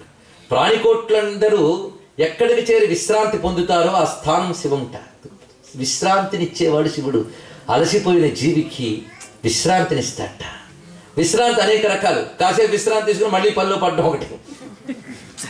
ఆ విశ్రాంతి స్థితిలోనే శాంతి పొంది మళ్ళీ వెనక్కి రాకుండా ఉండే స్థితి ఒకటి. రెండు ఉన్నాయి. ఈ రెండు శివుడే ఇస్తాట. ఎందుకంటే పిల్లాడు అలిసిపోయి అమ్మా అలిసిపోయానమ్మంటే రారా నన్నాను ఒళ్ళు కూర్చోబెట్టుకుంటుంది. ఆ తల్లి పిల్లాడిని ఎలా కూర్చోబెట్టుకుంటుందో భక్తుడిని శివుడు అలా ఒళ్ళు కూర్చోబెట్టుకుంటాడట. అందుకే సంసారంలో అలిసిపోయిన జీవుడు శివతత్వాన్ని ఆస్వాదిస్తూ శాంతి పొందుతాడు. అలసిన జీవుడికి శాంతినిచ్చే స్వరూపమే శివం. ఇది తెలుసుకుంటే చాలు. అందుకే లీనమైతే కానీ శాంతి రాదు. అవునా లేదండి? కొందరు సంగీతం పెట్టుకుని అందులో లీనమైపోయామండి అందుకే తెలియలేదండి అంటూ ఉంటారు. లీనమైపోతే మరి బయట గొడవ తెలియలేదుగా. లీనం చేసుకునేవాడు శివుడు. లీనానికే మరొక పేరు లయ. లయం చేసుకునేవాడు శివుడు. ఇదే లయకారకుడు, శాంతినిచ్చేవాడు. అందుకని ధ్వంసం చేసేవాడు కాదు, అర్థం తెలుసుకోండి. అలసిపోయిన ప్రపంచాన్ని తనలో దాచిపెట్టుకుంటాడట, శాంతినిస్తాడు. మళ్ళీ సృష్టి ఆరంభంలో ఈ నిద్రలో పునరుత్పత్తి ఎలా వస్తుందో అలా చేసి బయటికి తీసుకొస్తాడట. అందుకే ప్రళయాలు 3 రకాలు ఉంటాయి చూడండి. నిత్య ప్రళయం, మహాప్రళయం, ఆత్యంతిక ప్రళయం అని 3 రకాలు. ఇది తత్వం. నిత్య ప్రళయం అంటే రోజు వచ్చే ప్రళయం. ప్రళయం అంటే ఏమిటో కాదు, లీనమైపోవడమే ప్రళయం. ఇందాక చెప్పాను కదా, ఆలోచిద్దాం. మనం ఇప్పుడు ఇంటికి వెళ్ళి నిద్రపోతాం. ఇంటికి వెళ్ళాలా అండి అంటారేమో కొందరు. ఇలాగే వేదాంతం చెప్తే ఇక్కడ వస్తుంది, అది వేరే విషయం. కానీ పోనీ ఇక్కడ అనుకుందాం, ఊహిద్దాం. నిద్ర వచ్చేసింది అద్భుతంగా. ఊహించడం వరకేనండి, ఎప్రిడైజేషన్ కాదు ఇక్కడ. సరే అయిపోయింది. ఒక్కసారి నిద్రలోకి వెళ్ళిపోయినప్పుడు మన హాల్లో ఉన్నాము కానీ పక్కన ఇంతమంది ఉన్నాను కానీ ఎవరికైనా తెలుస్తుందా? ఎక్కడికి పోయాయి ఇవన్నీ? పోయాయా లేవా? నిద్రపోయిన వాడికి ఇవన్నీ పోయాయి. ఎక్కడికి పోయాయి? ఏం లేదు, మన ఇంద్రియ వృత్తులు అంత లీనం అయిపోయాయి. ఎవరా లీనం చేసిన వాడు? ఎవడో ఉన్నాడు. ఈ లీనం అయిపోయి మళ్ళీ పొద్దున్న లేస్తున్నాం. అవునా లేదా? నిద్ర పట్టకపోతే మాత్రం నరకమే. సృష్టిలో పోనీ మనకు జాగ్రత్త అవస్థలో అనుభవం ఉంది, నిద్రలో ఏం అనుభవం ఉందండి? ప్రతి వాడు నిద్రపోవాలనుకుంటాడు. ఆ నిద్రలో ఏదో తెలియని ఆనందం ఉంది కదా. అంటే లోపల ఎవడో లోపలికి లాగి ఆనందముత్తగుడు పట్టుకు కూర్చున్నాడు. అందుకే వాడిని అనుభవిస్తున్నాడు నిద్రలో. అది తెలుసు ఇక్కడ. అదే వేదాంత చర్చ, మాండిక్యోపనిషత్తు అంతా ఇదే అయింది కదా. మళ్ళీ పొద్దున బయటకు తీసుకొచ్చాడు. ఎందుకంటే చేయాల్సినవి చాలా ఉన్నాయి. పొద్దున్నే లేచాం. ఆ లేచినప్పుడు నిద్రట్లో అన్నీ పోయాయి. ఏవి పోయాయి అవన్నిటితో మళ్ళీ లేచాం పొద్దున్న. అంతేగాని లేవగానే నా పేరేంటంటారండి అని అడగట్లే. నిన్న మన పేరేమిటి, మనమేమిటో అన్నిటితో మళ్ళీ వచ్చాం కదా. అంటే నిన్నటి జ్ఞాపకాలతో ఇవాళ పొద్దున్న లేచాం. అందుకే జార్జ్ బెర్నార్డ్ షా గొప్ప మాట చెప్పాడండి. అని భారతీయ తత్వం బాగా అర్థం చేసుకున్నాడు. చావు అంటే ఏమిటంటే ఈ శరీరంలో నిద్రపోయి మరో శరీరంలో లేవడం అన్నాడండి. అయితే ఇవాళ మనం నిద్ర లేచి నిన్నటి జ్ఞాపకాలతో, నిన్నటి సంస్కారాలతో వచ్చాం. నిన్నటిది ఏదీ లేదు. నిన్నటిది అనుకున్న బాల్యం ఇప్పుడు ఉందా? కానీ అప్పటి జ్ఞాపకాలు, అప్పటి వాసనలు ఇప్పుడు తెచ్చుకొచ్చాం. కొన్ని పోతాయి, కొన్ని మిగులుతాయి. అన్నీ ఉంటే అదుగు చెత్త. ఇలా వస్తూ ఉన్నాం మనం. అవునా లేదా? బాల్యం వెళ్ళిపోయి ఏవో వచ్చే వాసనలు, శరీరంలో మార్పులు వచ్చాయి. కానీ అవన్నీ రోజు రోజుకు వస్తున్నాయి లేదా? ఎవడా లయం చేశాడు? నిత్యలయం. ఇంకా ప్రళయం చూద్దాం. సర్వ జగత్తుని లయం చేస్తాడట. ఇది అంతే. మళ్ళీ శిక్షారంభంలో బయటకు తీసుకొస్తాడట. ఎలాగంటే చెట్టంతా విత్తనంలో ఉండిపోయినట్టు ప్రళయావస్థలో పరమాత్మలు ఇవన్నీ లీనమైతే. మొన్న చండీ సప్త చెప్పినప్పుడు కూడా చిన్న హింట్గా ఇచ్చుకున్నాం. అందుకు ఒకటి జాగ్రత్తగా వింటే రెండో సులభంగా అర్థమైపోతుంది. విత్తనంలో చెట్టు ఉన్నట్టు పరమాత్మ దాచిపెడతాడు అంతవరకు. మరి ఏం చేస్తారండి? రామకృష్ణ పరమహంస గొప్ప మాట చెప్పారు. ఒక బొమ్మలమ్మే బట్ట పొద్దున్న బుట్టలోంచి బొమ్మలు తెచ్చి పెడతాట. కొన్నవాళ్ళు కొంటూ ఉంటారు, అయిపోతాయి. మిగిలిన బొమ్మలన్నీ మళ్ళీ బుట్టలో జాగ్రత్తగా దాచుకొచ్చి మళ్ళీ పొద్దుట మార్కెట్లోకి తెచ్చి పెడతాట. అలా బొమ్మలన్నీ బయట పెట్టాడు. కొందరు కర్మక్షయం అయిపోతుంది, ఆ బొమ్మలు అయిపోతాయి. మిగిలిన కర్మలు ఉంటాయిగా, ఆ బొమ్మలు జాగ్రత్త పెడతాడు. మళ్ళీ శిక్షారంభంలో పెట్టి ఓపెన్ చేస్తాడు. ఇది ఇక్కడ ఆ పెట్టడం ఏదైతే ఉందో అదే లయం. దాచిపెట్టుకుంటాడండి. అన్ని జాగ్రత్తగా భద్రపరుస్తాడు. ఎవడి కర్మ మిగిలిందో చూస్తాడు, దానికి తగ్గట్టు మళ్ళీ సృష్టి చేస్తాడట. ఇప్పుడు ఈ 2 ప్రళయాల్లోనే మనకు ఒకటి కనిపిస్తుంది. మళ్ళీ రావడం కనిపిస్తుంది. వెళ్ళిపోయి మళ్ళీ వస్తున్నా. నిద్ర కూడా నిత్య ప్రళయం, కానీ మళ్ళీ అది సృష్టి వస్తుంది. మహాప్రళయంలో కూడా మళ్ళీ సృష్టి వస్తుంది. అత్యంతిక ప్రళయం అని మనకు ప్రళయం ఉందిట. ఈ అత్యంతిక ప్రళయంలో ఏమవుతుందయ్యా అంటే ఆయనలో లీనమైన వాడు మరి బయటికి రాడు, ఆయనే మిగిలిపోతాడు. కెరటం సముద్రంలో నది ప్రవేశించినట్లు అన్నాడు ఇక్కడ. నది సముద్రంలో ప్రవేశించాక అందులో మీరు ఇది కావేరీ నీరు, ఇది గంగ నీరు అని చూపించుతారా? అంతా కలిపి ఒకటే సముద్రం. అందుకే ఆ స్థితికి తురీయ భూమికి ఎవడైతే వెళ్ళిపోతాడో వాడు పరమాత్మ లీనమై శివోహం అంటాడు. అప్పుడు వాడికి మళ్ళీ జన్మ పరంపరలు ఉండవు. అత్యంతిక ప్రళయం అంటే మోక్షము. ఇప్పుడు తెలిసింది కదా, నిత్య ప్రళయం, మహాప్రళయం, అత్యంతిక ప్రళయం. 3 ప్రళయాలు ఎవడు చేస్తాడో వాడు ప్రళయకారకుడు పరమేశ్వరుడు. ఇప్పుడు తెలిసింది కదా. అందుకు ప్రళయం కూడా పరమాత్మ యొక్క అనుగ్రహమే. అందుకు అత్యంతిక ప్రళయకారకుడే మనకు అత్యంతిక ప్రళయం ఇవ్వగలడు, అంటే మోక్షం ఇవ్వగలడు. అందుకే శివుడు మోక్ష ప్రదాత. అది చెప్తున్నారు ఇక్కడ. లయకారకుడు అంటే ఇప్పుడు అర్థమైంది కదా. అందుకే అందరికీ విశ్రాంతినిచ్చేవాడు కనుక శివుణ్ణి శాంతి విశ్రాంతి ఇచ్చేవాడు శివ. ఇది తెలుసుకోవాల్సిన మరొక అర్థం. ఇంకొక అర్థం ఉంది, చూద్దాం. శేతే ఇతి శివ. ఇవన్నీ శివనామానికి శాస్త్రం చెప్పిన అర్థాలు, మనం చెప్తున్నాం కావు. వైదిక నిరుక్తం చెప్తుంది ఇదంతా కూడా. శేతే ఇతి శివ అంటే ఉండువాడు. అచ్చంగా మొన్న కూడా సత్తు సత్తు గోల పెట్టే విష్ణుతత్వం అక్కడ ఇక్కడ ఒక్కటేనండి, అన్నీ ఒక్కటే. అందుకే విష్ణు భక్తులు విష్ణువే పరతత్వం అంటారు, శివభక్తులు శివే పరతత్వం అంటారు. ఎందుకంటే ఒకటే పరతత్వం ఉంది. ఈ నామాలన్నీ దానివే. అదే శివ అంటే శేతే ఇతి శివ, ఉండేవాడు అని అర్థం. ఉండేవాడు అంటే వన్స్ అపాన్ ఏ టైం కాదు, ఉండువాడు, ఎవర్ ఎగ్జిస్టెన్స్. నేను చెప్పాను కదా, ఉండువాడు. ఇంకో అందమైన మాట చెప్పారండి, సర్వం యస్మిన్ సేతే సర్వస్మిన్ యస్సేతే ఇతి శివ. ఇప్పుడు ఇది మాట చూడండి, తెలుగులో చెప్తా. అన్నీ ఎవడిలో ఉన్నాయో అన్నిట్లో ఎవడున్నాడో వాడు శివుడు. ఇంకేం కావాలి? ఒక్క మాట తెలుసుకోండి చాలు. మళ్ళీ సముద్రం కెరటాలు ఉదాహరణ తెచ్చుకోండి. కెరటములన్నీ సముద్రంలో ఉన్నాయి, కెరటాలన్నింటిలో సముద్రం ఉంది. అలాగే మనం అందరం శివునిలోనే ఉన్నాం, మనలో శివుడు ఉన్నాడు. ఇప్పుడు మన చుట్టూ ఏముంది? శివుడు. మనలో ఏముంది? శివుడు. శివుని కానిది ఏమున్నది? సర్వం శివమయం జగత్. ఇదొకటే ఇక్కడ. సర్వం శివమయం. ఆయన శక్తి లేనిది ఏదైనా కదులుతుందా ప్రపంచంలో? నువ్వెలా కదులుతున్నావో నీ పక్కవాడు అలా కదులుతున్నాడు. నీ ఒంటి మీద పాకే చీమ కూడా అలా కదులుతుంది. కానీ ప్రతిదానిలో కదిలించే చైతన్యమే శివుడు. అందరినీ కదిలిస్తున్నప్పుడు ఆయన కదులుతున్నట్టు కనబడుతున్నాడు, కానీ ఆయనకి నిజానికి కదలిక లేదయ్యా అన్నాడు ఇక్కడ. ఈ మాట నేను చెప్తే ఆశ్చర్యం వేస్తుంది. ఓపెన్ హేమర్ న్యూక్లియర్ సైంటిస్టు ఆయన చెప్పాడు, అణువు లోపల చైతన్యం కదులుతోందా అంటే లేదు అన్నాడు. కదలట్లేదా అంటే అలా చెప్పలేము అన్నట్టు ఆయన చెప్తే సైన్స్. కానీ ఈ మంత్రం ఈశావాస్య ఉపనిషత్తులో తదేజతి తన్నైజతి తద్దూరే తద్వంతికే మంత్రం చెప్తాను. తదేజతి అంటే అది కదులుతోంది, తన్నైజతి కదలడం లేదు, రెండు చెప్తున్నాడు. ఏంటండి ఇది ఇక్కడ? ఎంత గొప్ప మాట! అదే ఆశ్చర్యం. పరతత్వం ఇదమిత్తమని చెప్పలేమయ్యా. అది కదులుతోంది, కదలట్లేదు. అందుకే శివుడు నటరాజు అంటే మహా మూమెంట్ ఆయనకి. ఆయన స్థాణు, ఆయనకు మరొక పేరు స్థాణు, కదలట్ట. రెండు ఆయనే. కదిలేవాడు ఆయనే, కదలనివాడు ఆయనే. అటువంటి శివతత్వం. అందుకే శేతే ఇతి శివ, ఉండువాడు, సత్యమై శివస్వరూపము. ఇప్పుడు ఈ అర్థాలు చాలు. ఇంకో చిన్న మాట ఉంది, కూడా చెప్పేద్దాం. మరి గుర్తు చేస్తున్నాడు, నన్ను ఏం చేయమంటారు? సర్వం వశీకృతం యస్మాత్ తస్మాత్ శివ ఇతి స్మృత. వశకాంతౌ శివస్మృత. వశము చేసుకునేవాడు శివుట్ట. శివ శివ అనండి. శివ శివ శివ శి అయిందా లేదా? సర్వం వశీకృతం యస్మాత్ తస్మాత్ శివ ఇతి స్మృత. సర్వము ఎవడి వశంలో ఉన్నాయో వాడు శివుట్ట. ఇంకేమున్నది? అదే మనం ఇందాక చెప్పుకున్నట్టు శివుని ఆజ్ఞ లేనిది చీమైనా కుట్టదు. సర్వం ఆయన అధీనంలో ఉన్నాయట. ఇప్పుడు చూడండి, సర్వం ఆయన అధీనంలో ఉన్నాయంటే అర్థ వివేచన చేసుకుంటూనే శివుడు మనకు దొరికిపోతున్నాడు. అందుకే నామం ఎందుకు మనకు వస్తుంది తెలిసింది కదా. నామార్థం తెలుస్తుంటే శివుడు అర్థమైపోతున్నాడు, అనుభూతిలోకి వస్తున్నాడు శివుడు మనకి. ఇప్పుడు ఆ పరమేశ్వరుడు అన్నిటి వశం పెట్టుకున్నట్టు. అన్ని అంటే ఏమిటి అది కూడా చెప్పాలి కదా. అన్ని అంటే నిన్ననే చెప్పుకున్న దేశము కాలము వస్తువు, దేశకాల వస్తువులు. కానీ వీటన్నిటికి లిమిటేషన్స్ ఉన్నాయి, ఇది తెలుసుకోండి. లిమిటేషన్స్లో ఉంటే జీవుడు, లిమిటేషన్స్కి అతీతమైతే శివుడు. ఇంతే తేడా అండి, సింపుల్ గుర్తుపెట్టుకోండి. వేదాంతం అంతే ఇదే చెప్తుంది. లిమిటేషన్స్లో ఉంటే జీవుడు, లిమిటేషన్స్ లేకపోతే శివుడు. ఇప్పుడు మనం జీవులమా శివులమా? మరి శివోహం అవ్వాలంటే మన లిమిటేషన్స్ దాటిపోవాలి. మరి అన్ని లిమిటేషన్సే. చెయ్యి చాచురా అంటే ఇంత, మరి వెళ్ళదు. అది దాటి వెళ్తుందా అంటే దేశ కాల వస్తు పరిమితి. పరిమితి అంటే లిమిటేషన్స్. ఈ లిమిటేషన్స్ ఎవరికి ఉంటాయి? జీవులకు ఉంటాయి. లిమిటేషన్స్ ఎవరికి ఉండదు? ఈశ్వరుడికి ఉండదు. అందుకే దేశ కాల పరిచ్ఛిన్న సర్వగా సర్వమోహిని. కాబట్టి నేను శివతత్వం చెప్పమంటే లలిత చెప్పేస్తున్నాడే. ఎవరు ఆవు వ్యాసం రాశారు, ఏది చెప్పిన ఆవు దగ్గరికి పరిగెత్తారు. అదేవిధంగా నాకు ఏది చెప్పిన లలిత దగ్గరికి ఏం చేయమంటారు? ఆ లలితే శివ శివశక్తి క్యూరిపిడి లలితాంబిక. అక్కడ స్త్రీలింగంలో చెప్పారు, ఇక్కడ పుంలింగంలో చెప్పారు. తత్వం మాత్రం ఒక్కటే, ఘోషంతా ఒక్కటేనండి. భారతీయ ఋషులు ఏ గ్రంథంలో చెప్పినా సత్యం ఒక్క సత్యాన్నే చెప్తారు. ఇది అది గ్రహిస్తే చాలు. దేశకాల అపరిచ్ఛిన్న, దేశపు limitation and space limitation, time limitation, అదేవిధంగా వస్తువు యొక్క డైమెన్షన్స్ లిమిటేషన్స్ లేనివాడు శివుడు. లేనివాడు ఏం చేస్తున్నాడు? వీటి కంట్రోల్లో పెట్టాడు, అంతే కదండి. అవి లేనివాడు వాటిని కంట్రోల్లో పెట్టగలడు. మనకంటే చిన్న వస్తువునే మనం కంట్రోల్లో పెట్టగలం. లిమిటేషన్స్ ఉన్నది. అన్లిమిటెడ్ అయిన పరమాత్మ వీటిని పట్టుకున్నట్ట.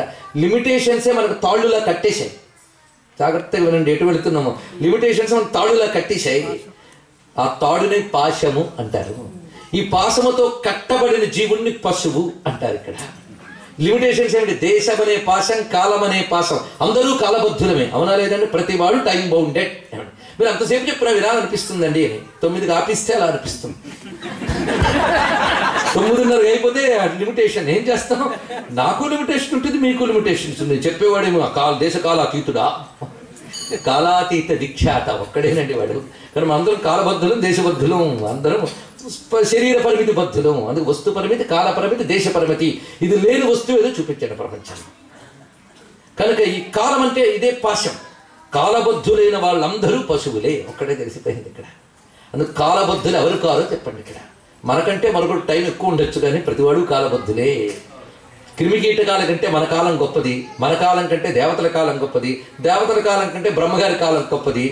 ఇలాంటి బ్రహ్మలు ఎందరో వాళ్ళు కాలబద్ధులే. అందుకే క్రిమి మొదలుకొని బ్రహ్మగారి వద్ద వరకు అందరూ కూడా పశువులే. పాశము చేత బంధింపబడితే పశువులే. తెలిసిపోయింది కదా. ఈ పశువులన్నిటినీ వాళ్ళ పాశాలని పట్టి ఎవడు కంట్రోల్ చేస్తున్నాడో వాడు పశుపతి. ఇది తెలుసుకోండి.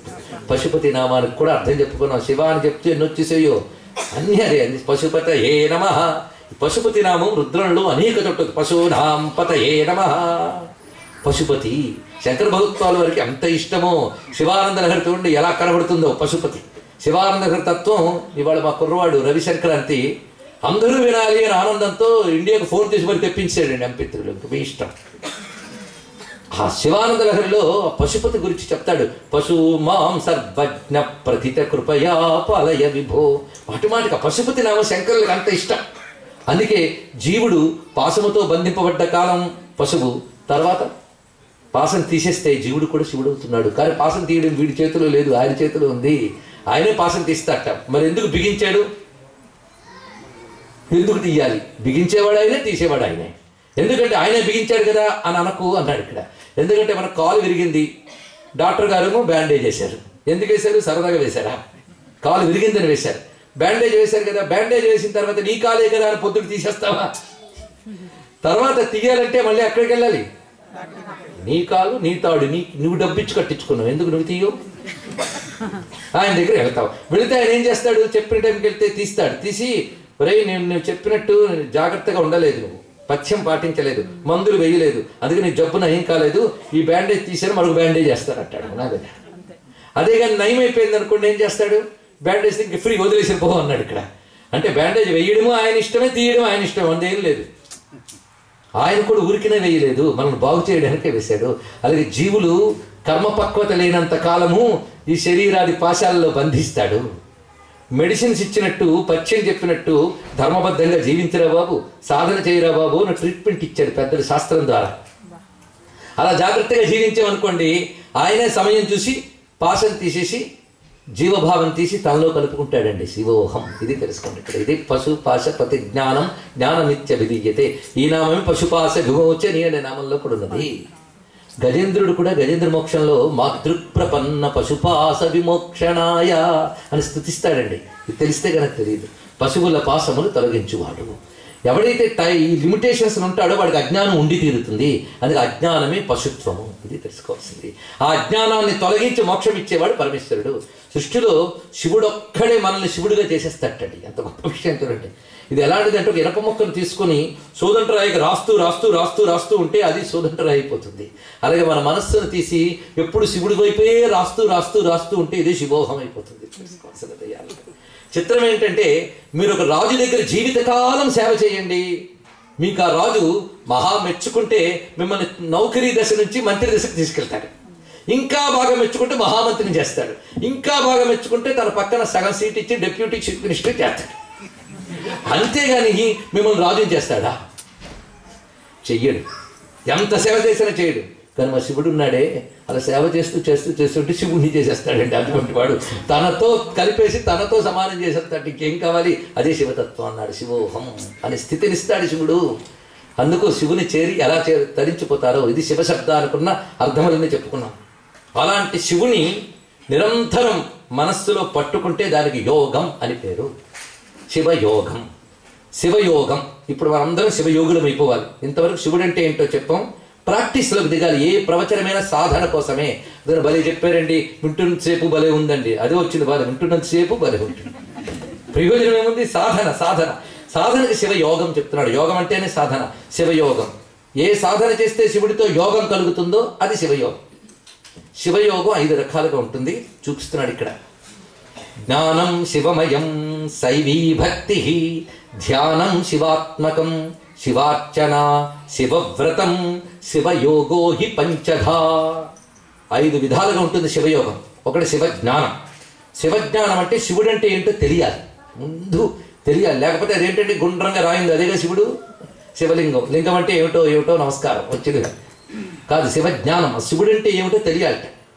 ఒక వస్తువు గొప్పతనం తెలుస్తుంటే దానికి ప్రేమ పెరుగుతుందండి, ప్రీతి పెరుగుతుంది, దాన్ని వదల్లం. అప్పుడు సెకండ్ స్టెప్ శివభక్తి. మొదటి శివజ్ఞానం, రెండవది శివభక్తి. ఆ ప్రేమ పెరిగిన తర్వాత ఏమొస్తుందయ్యా చూపిస్తున్నాడు. జ్ఞానం శివమయం శైవీ భక్తి, ధ్యానం శివాత్మకం. మూడవది శివధ్యానం. శివుడిపై ప్రేమ కలిగిన తర్వాత బుద్ధ ఆయన మీదే ఏకాగ్రం అవ్వాలి. ఇది 3వ దశ. ఆ 3వ దశ శివధ్యానం. అలా ఏకాగ్రం అయ్యాక శివార్చనట. ఎంత గొప్ప మాట. అందుకని శివార్చన మానేశానండి అన్నాడు ఒక ఆయన. నాకు ఏకాగ్రత రాలేదండి. ముందు ఏకాగ్రత కోసం శివార్చన చేయి, అదేనా మంచిది. చిత్తశుద్ధి లేని శివపూజ లేలయ్యా అన్నారు వేమన గారు. ఆయనే చెప్పాడు కదండి, చిత్తశుద్ధి లేకపోతే శివపూజ ఎందుకు అని. అందుకు చిత్తశుద్ధి కోసం ముందు శివపూజ చేద్దాం, తర్వాత చిత్తశుద్ధితో శివపూజ చేద్దాం. అది కూడా ఆయనే ఇవ్వాలి. అందుకు శివార్చన 4వది అర్చన. చూసారా, మనం ఎప్పుడైనా పూజ చేసేటప్పుడు ముందు ధ్యానం ఆవాహనం చెప్తాం. ముందు ధ్యానం చేస్తే కానీ అర్చన ఎక్కడుంది?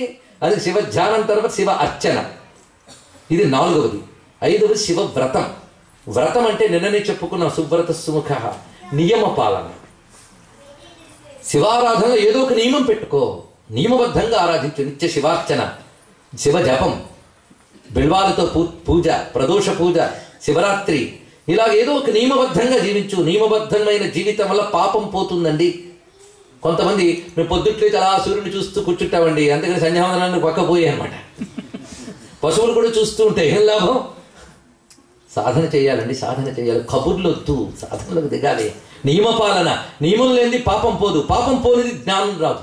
తెలుసుకోండి. ఇక్కడ ఉపనిషత్తులు చదివే నిర్గుణ జ్ఞానం తెలిసిపోయిందంటే తెలిసిపోయింది, కానీ మీకు తెలియలేదు. అనుభవానికి రావాలిగా. నియమపాలన, ఈ 5 ఉంటే వాడిని శివయోగి అంటారు. శివజ్ఞానం, శివభక్తి, శివధ్యానం, శివార్చన, శివవ్రతం. ఈ 5ంటితో శివుడిని ఆరాధించు అన్నారు.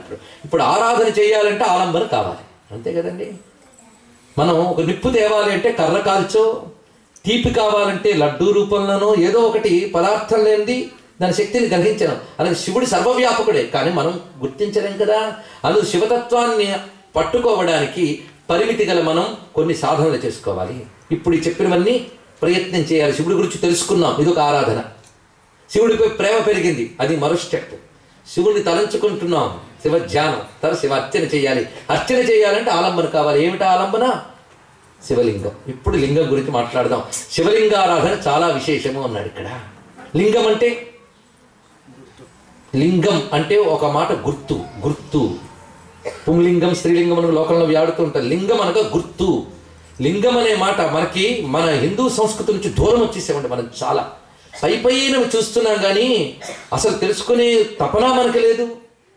తెలియజేస్తే ఓపిగ్గా వినడానికి శ్రద్ధ మనకి కరువు అవుతుంది. ఈ ఒక్క పూట మాత్రం మనం కొంచెం ఏకాగ్రత పడదాం. అదొక్కసారి పట్టేమా, ఇంకా తర్వాత కదంతా నల్లేరు మీద బండి నడకే. లింగం అనే మాట ఎలా వాడబడింది శాస్త్రములో, దీని శాస్త్రీయమైన నిర్వచనం చెప్పే ప్రయత్నం చేసుకుందాం.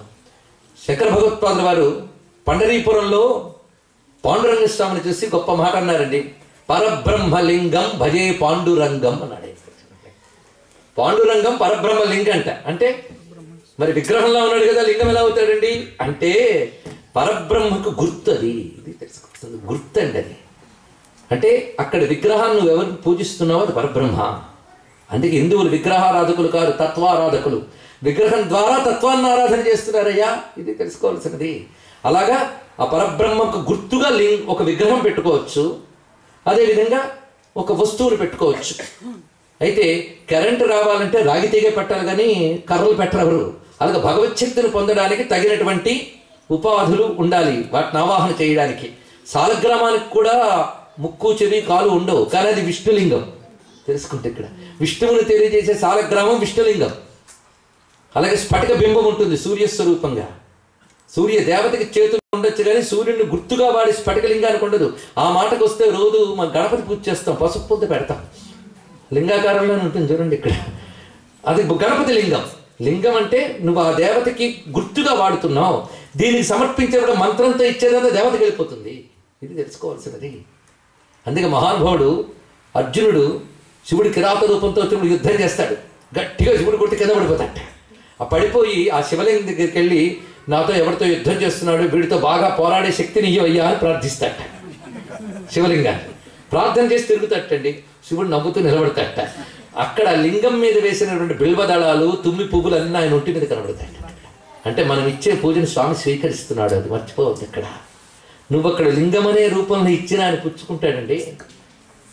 అది తెలుసుకోవాల్సిన గొప్పతత్వం. అందుకే లింగం అనగా పరబ్రహ్మ గుర్తుగా మనం వాడుతున్నాం. ఇది ఒక అర్థం అండి, ఇక్కడితో అయిపోలేదు. కానీ లింగం అనేది పరమేశ్వరుడికి పేరుట. ఇది ఇప్పుడు చూడండి, లింగం ఇప్పుడు రెండవ అర్థంలో గడిపోతున్నాం. దీన్ని మళ్ళీ ఉపనిషత్తుల్లోకి వెళ్ళిపోవాలి. లీయమానమిదం సర్వం బ్రహ్మణ్యేవ హి లీయతే.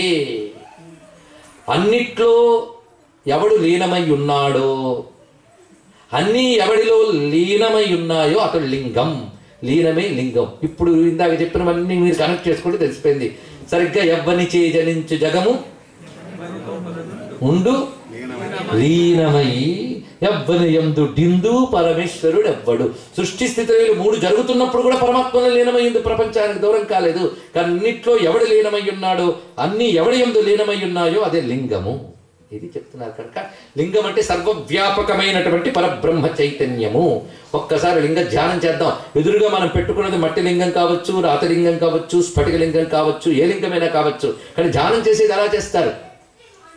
ఆపాతాళ నభస్థలాంత భువన బ్రహ్మాండమా విస్ఫురత్ జ్యోతిస్ఫాటిక లింగ మౌళి విలసత్ పుణ్యేందు వాంతామృతై అస్తోకాప్లుతమేకమీశ మనిషం రుద్రానువాకాంజపన్ ధ్యాయే దీప్సిత సిద్ధయే ధ్రువపదం విప్రోభిషించే శివం.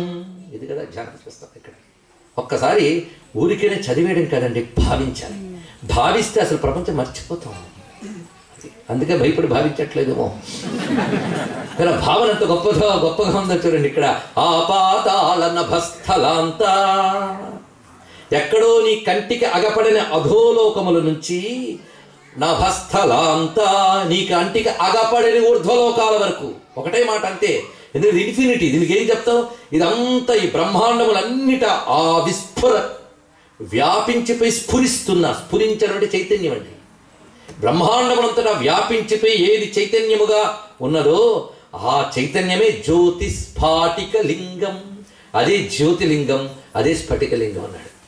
అయ్యా వెంటనే జారిపోయినట్టు అనిపించదు కదా. అదే దీపమా జ్యోతి అంటే?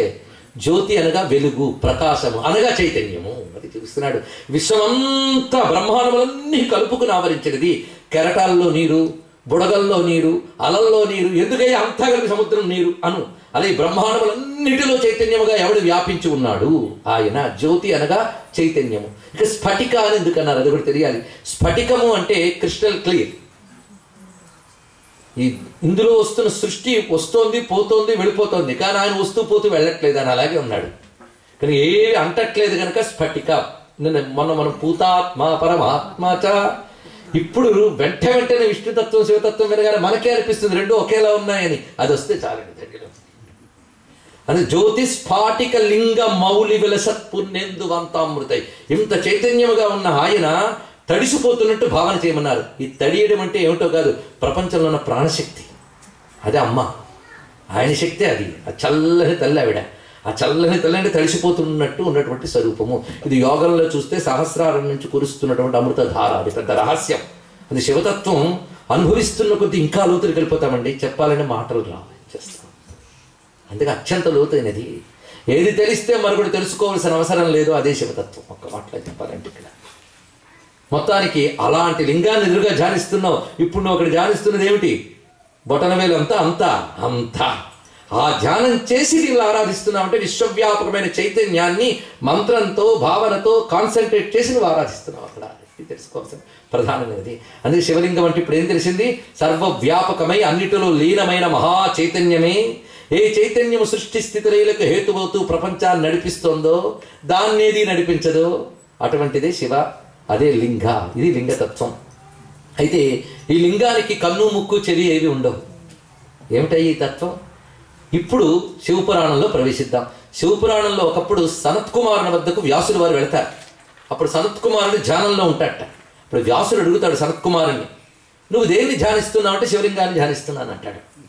అప్పుడు నాకు చిన్న సందేహం ఉన్నది.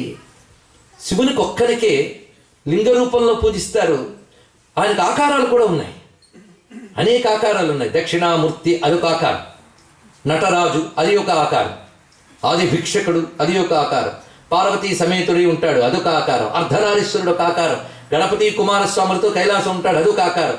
ఆకారాలన్నీ ఉన్నాయి, లింగం ఒకటి ఉన్నది. దానికి ఆయన ఒక్కడిని రెండు రకాలుగా ఎందుకు పూజిస్తారు? అందుకే ఆకారాన్ని పూజిస్తే బేరము అంటారు, విగ్రహము బేరము. బేరము అంటే విగ్రహము అని అర్థం. బేరార్చన లింగార్చన రెండున్నాయి ఆయనకి. ఎందుకున్నాయని అడిగాడండి. అడిగితే గొప్ప మాట చెప్తాడు ఆయన. లింగం అనగా ఏమిటో వివరిస్తున్నాడు. లింగం అనగా నామరూప రహిత తత్వము అది చెప్పాడు. అందుకే దాని కన్ను ముక్కు చెవి ఏవి లేవయ్యా అన్నాడు. అందుకు లింగం. ఆ లింగముగా ఉన్న పరమాత్మే భక్తులను అనుగ్రహించడం కోసం రూపం ధరిస్తాడు. ఆ రూపాలు ఎన్నెన్నో ఉన్నాయి, అవి రూపము. అందుకే శివుని రూపముగా అర్చించవచ్చు, లింగముగా అర్చించవచ్చు. కానీ లింగములో నువ్వు ఆరాధన చేస్తుంటే నిన్ను ఏ రూపంతో కాపాడాలో ఆయనకు తెలుసు, ఆ రూపంతో వస్తాడు అని చెప్పాడు ఇక్కడ. అందుకు లింగముగా అర్చించినప్పుడు నిష్కళ తత్వము అంటారు, విగ్రహంగా అర్చించేటప్పుడు సకల తత్వము అంటారు. ఇది తెలుసుకోండి. నిష్కళ సకల ఇది తాత్వికమైన శబ్దములు, ఈ టెర్మినాలజీ. శివలింగ తత్వం నిష్కళ ఉపాసన.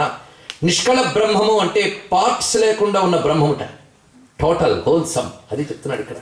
అవయవాలు పెట్టారంటే పార్ట్స్ వచ్చేసాయి. అందుకు సమగ్రమైనటువంటి తత్వాన్ని చెప్తున్నది లింగము, భాగములుగా అవయవాలుగా కనబడుతున్నది సకలము. సకలం నిష్కళం రెండు శివస్వరూపమే. సకలము ప్రపంచము, నిష్కళము ప్రపంచాతీతము. ఈ రెండు తత్వములు. అందుకు ప్రపంచము నుంచి ప్రపంచ అతీత తత్వానికి మనం చేరాలంటే లింగారాధన ద్వారా చేరగలమయ్యా అని చెప్పాడు. అయితే కొంచెం గట్టిగా ఆలోచిస్తే మరొక మాట ఉన్నది. లింగానికి రూపం లేదు అంటున్నారు కానీ రూపం లేదా? ఒకవేళ పొరపాటుని ఏకాగ్రంగా వింటే ఈ ప్రశ్న వేయాలి.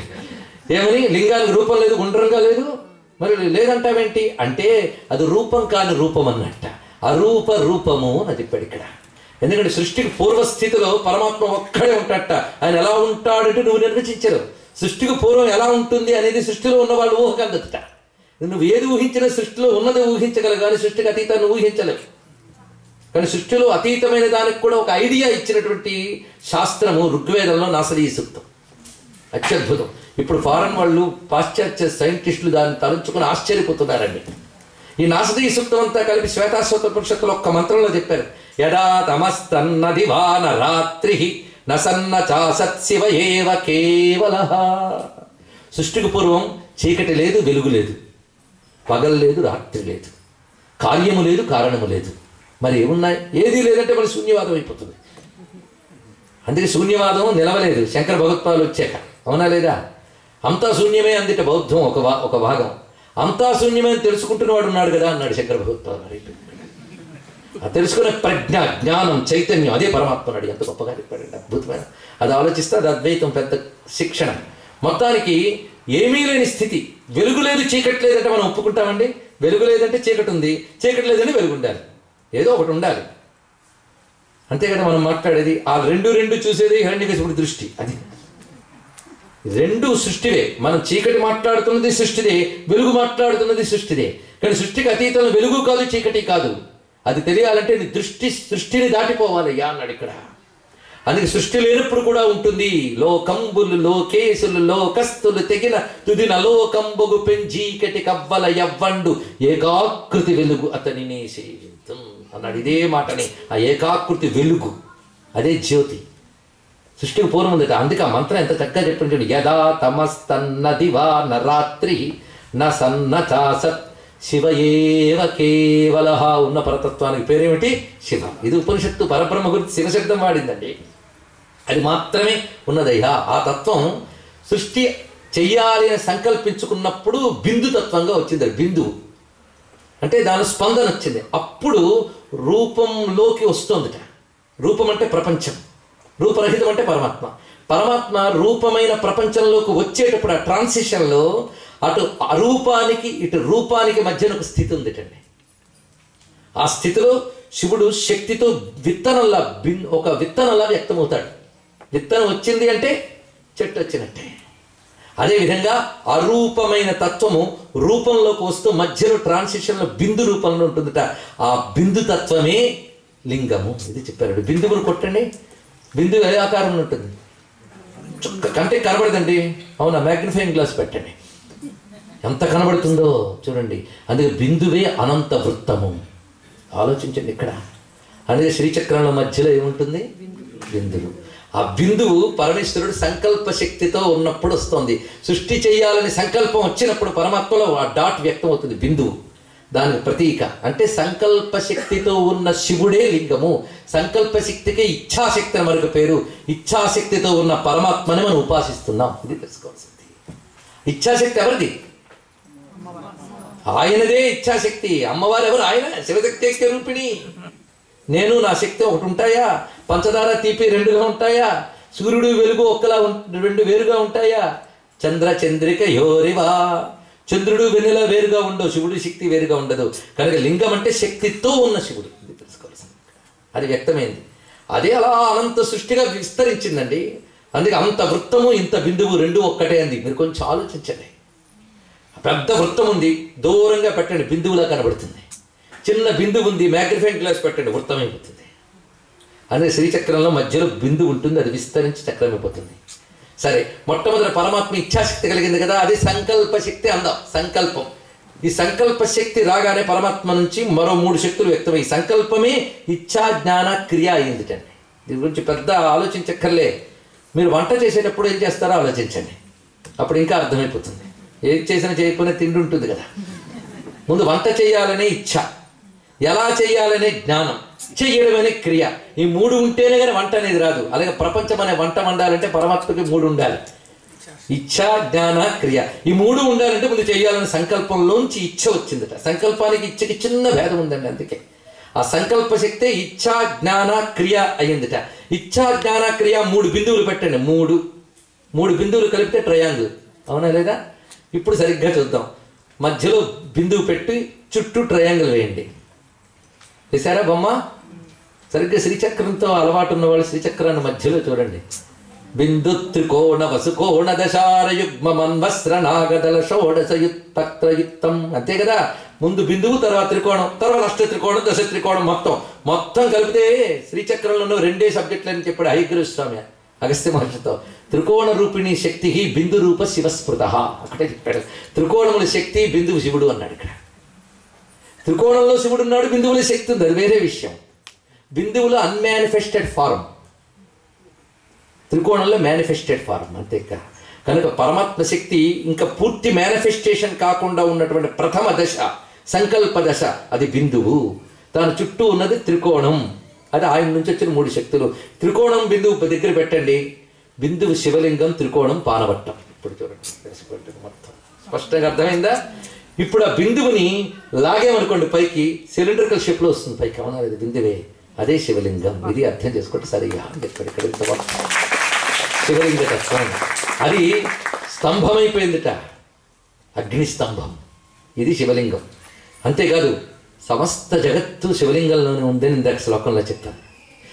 ఈ మాట ఆశ్చర్యకరంగా సరిగ్గా 2006 ఆ సమయంలో మీకు యూరోప్లో ఒక అంతరిక్ష పరిశోధనా సంస్థ ఒక అద్భుతంగా డెవలప్ చేసిన శాటిలైట్ ద్వారా టోటల్ యూనివర్స్ ఫోటోగ్రాఫ్ తీశారండి వాళ్ళకి.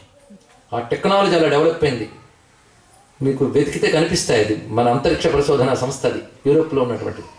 టోటల్ యూనివర్స్ ఫోటో తీస్తే ఆశ్చర్యకరంగా ఏ ఆకారం వచ్చిందో తెలుసా? ఈ వర్ణించిన ఆపాతాళ నభస్థల అంత ఆకారం వచ్చిందండి. ఆశ్చర్యపోతాం. మొత్తం లింగాకారం వచ్చింది, మొత్తం ఓవల్ షేప్. ఆ మధ్యలో వెన్నుపూస పెట్టినట్టు కాంతి వలయాలు ఉన్న జ్యోతిర్మండలం అంతా వచ్చిందట. ఈ వెన్నుపూస ఎలా ఉందంటే మొసలి ఆకారంలో ఉందట మధ్యలో. అంటే ఒక మన గుడ్డు ఆకారం గీసి మధ్యలో గీత పెట్టినట్లు అది మొసలి ఆకారంలో ఉందట. సరిగ్గా ఇది ఏమిటయ్యా అంటే భాగవతంలో వర్ణించిన శిశుమార చక్రం. జ్యోతిర్మండలములన్నీ ఉన్న శిశుమార చక్రం, అది విష్ణు స్వరూపంగా చెప్తారు. దానిని దీన్ని కలిపి ఆవరించి ఉన్నటువంటి శక్తి వలయం ఏదైతే ఉన్నదో అది లింగాకారం. దీనిలోనే సమస్త బ్రహ్మాండములు ఉన్నాయి. కానీ అన్ని బ్రహ్మాండాలను కలుపుతూ వ్యాపించినటువంటి ఒక మహా చైతన్యం అది కనబడుతుంది దాంట్లో. దానికి రిలవెన్స్ ఎలా వచ్చిందంటే లింగం అనే మాటకి ఉపనిషత్తుల్లో శాస్త్రాల్లో ఏం చెప్పారంటే లింగ గర్భం జగత్ సర్వం. ఇదొక వాక్యం చూడండి, అన్ని లింగములోనే ఉన్నాయి. ఇదొక మాట. అంతేకాదు లోకం లింగాత్మకం జ్ఞాత్వా యోక్చయేత్ శివలింగకం. ఈ లోకమంతా లింగాత్మకము అని ఎవడు శివుడిని ఆరాధిస్తున్నాడో వాడు ధన్యుడు, వాడు తరించుతున్నాడు, వాడు ఇహము పరము అన్నీ పొందుతున్నాడు అని తంత్రశాస్త్రం చెప్తున్నటువంటి విషయం. ఇలా విశ్వాన్ని ఒక లింగంగా చూడడం అనే విజన్ వేదకాలంలో చూపిస్తున్నాడు. అది రుద్రానికి ధ్యాన శ్లోకం. అదే మనం చదువుకుంటున్న ఆపాతాళ నభస్థలాంత భువన బ్రహ్మాండమా విస్ఫురత్. ఇంత విశేషమున్నది. ఇంతవరకు మనం తాత్వికంగా శివలింగ తత్వాన్ని చెప్పాం. ఇంత తత్వం ఉంటే భరించడం కష్టం కనుకనే పురాణం అనేది ఒకటి వచ్చింది. పురాణం వచ్చి మనం ఏదో బాగు చేద్దామని చెప్తే దానివల్ల మరికొన్ని సందేహాలు వచ్చాయి. అదొకటి బాధ. ఎవడు బాగు చేద్దాం అనుకున్నా వాడు భయపడాల్సిన పరిస్థితులు ఉన్నాం మనం. ఎవడు బాగు చేయాలనుకున్నవాడు. పురాణం కథల రూపంలో చెప్తుంది. పురాణ కథల గురించి మాట్లాడేటప్పుడు పండితులైన వాళ్ళు కూడా పొరపాటు పడుతున్నారండి. ఒక్క మాట. ఎందుకంటే వేదం గొప్పదంటారు కొందరు, వేదాంతం గొప్పదంటారు కొందరు. ఇద్దరు కూడా పురాణాలు ఏమో పుక్కిడి పురాణాలు అండి, చదివింది లేదు పెట్టింది లేదు, ఒకటి బాధ. కానీ శాస్త్రం తెలిసిన వాళ్ళు ఏమంటారంటే పురాణ జ్ఞానం లేని వాడు వేదానికి అర్థం చెప్పడానికి వెళ్తే వేదమాత భయపడుతుందట. వివేత్యల్పశ్రుతాత్ వేదో మామయం ప్రహరిష్యతి.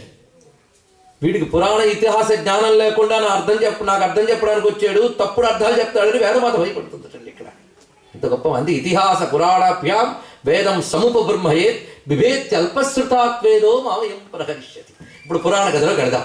పురాణ కథ ఒక్కసారి అందరికీ శివలింగోద్భవానికి సంబంధించిన కథ తెలుసు, మీకు తెలిసిన కథే నేను చెప్తున్నా. అప్పుడు కొంచెం బాగుంటుంది. ఇప్పటి వరకు చెప్పినటువంటి తుర్యతత్వం, లింగతత్వం, విశ్వవ్యాపకత్వం మర్చిపోకండి. అది అలాగే పెట్టుకుని కథలో కడదాం. అప్పుడు ఇంకా బాగుంటుంది ఈ కథ. సృష్టికి పూర్వస్థితి పరమాత్మ మాత్రమే ఉన్నాడు.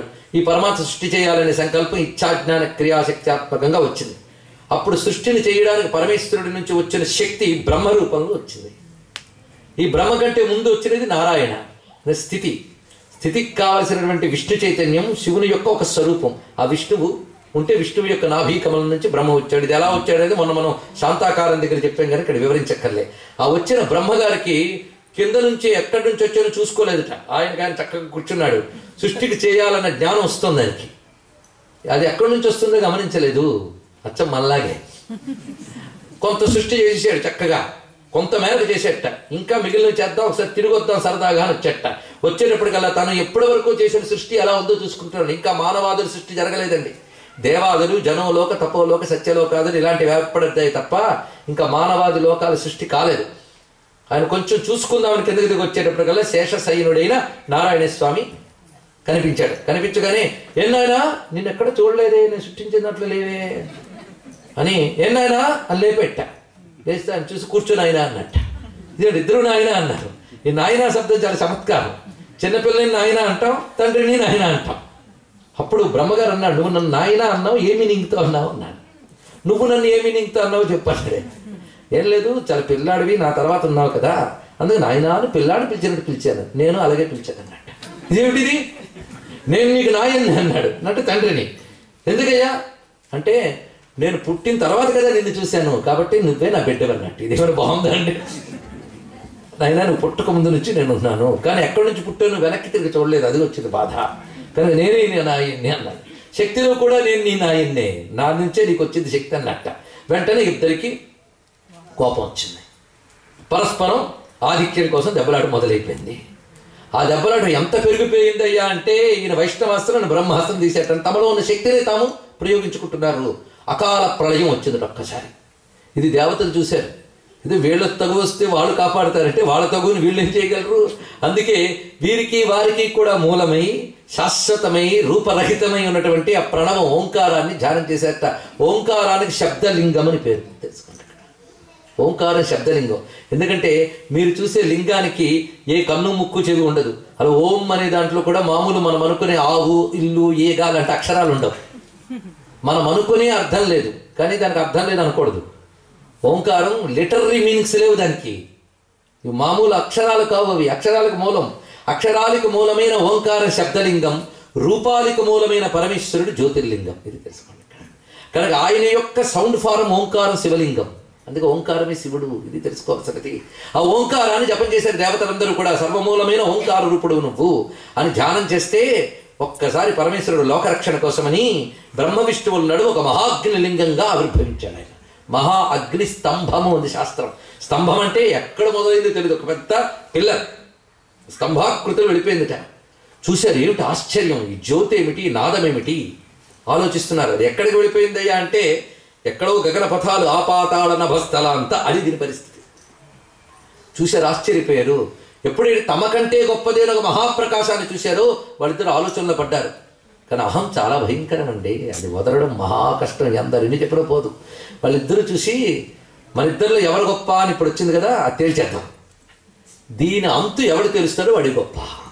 ఈ అంతు తేల్చడానికి మనకు ప్రణాళిక పెట్టుకున్నాం. ఒకటి, నేను పైకి వెళ్తా, నువ్వు కిందకి వెళ్ళి అన్నాడు బ్రహ్మగారు. ఎవరు ముందు పైనో క్రిందో తుదో మొదలో తెలుసుకుంటారో వాళ్ళు గొప్పవాళ్ళు. ఇది ఒప్పందం. సరేనని బయలుదేరారు. బ్రహ్మగారు హంసగా మారి వెళ్ళాడు, ఇలాగే గుర్తుపెట్టుకోండి. విష్ణువు వరాహమూర్తి కిందకి వెళ్ళేట. ఇద్దరు వెళుతున్నారు, ఇద్దరికి ఏమీ దొరకలేదండి.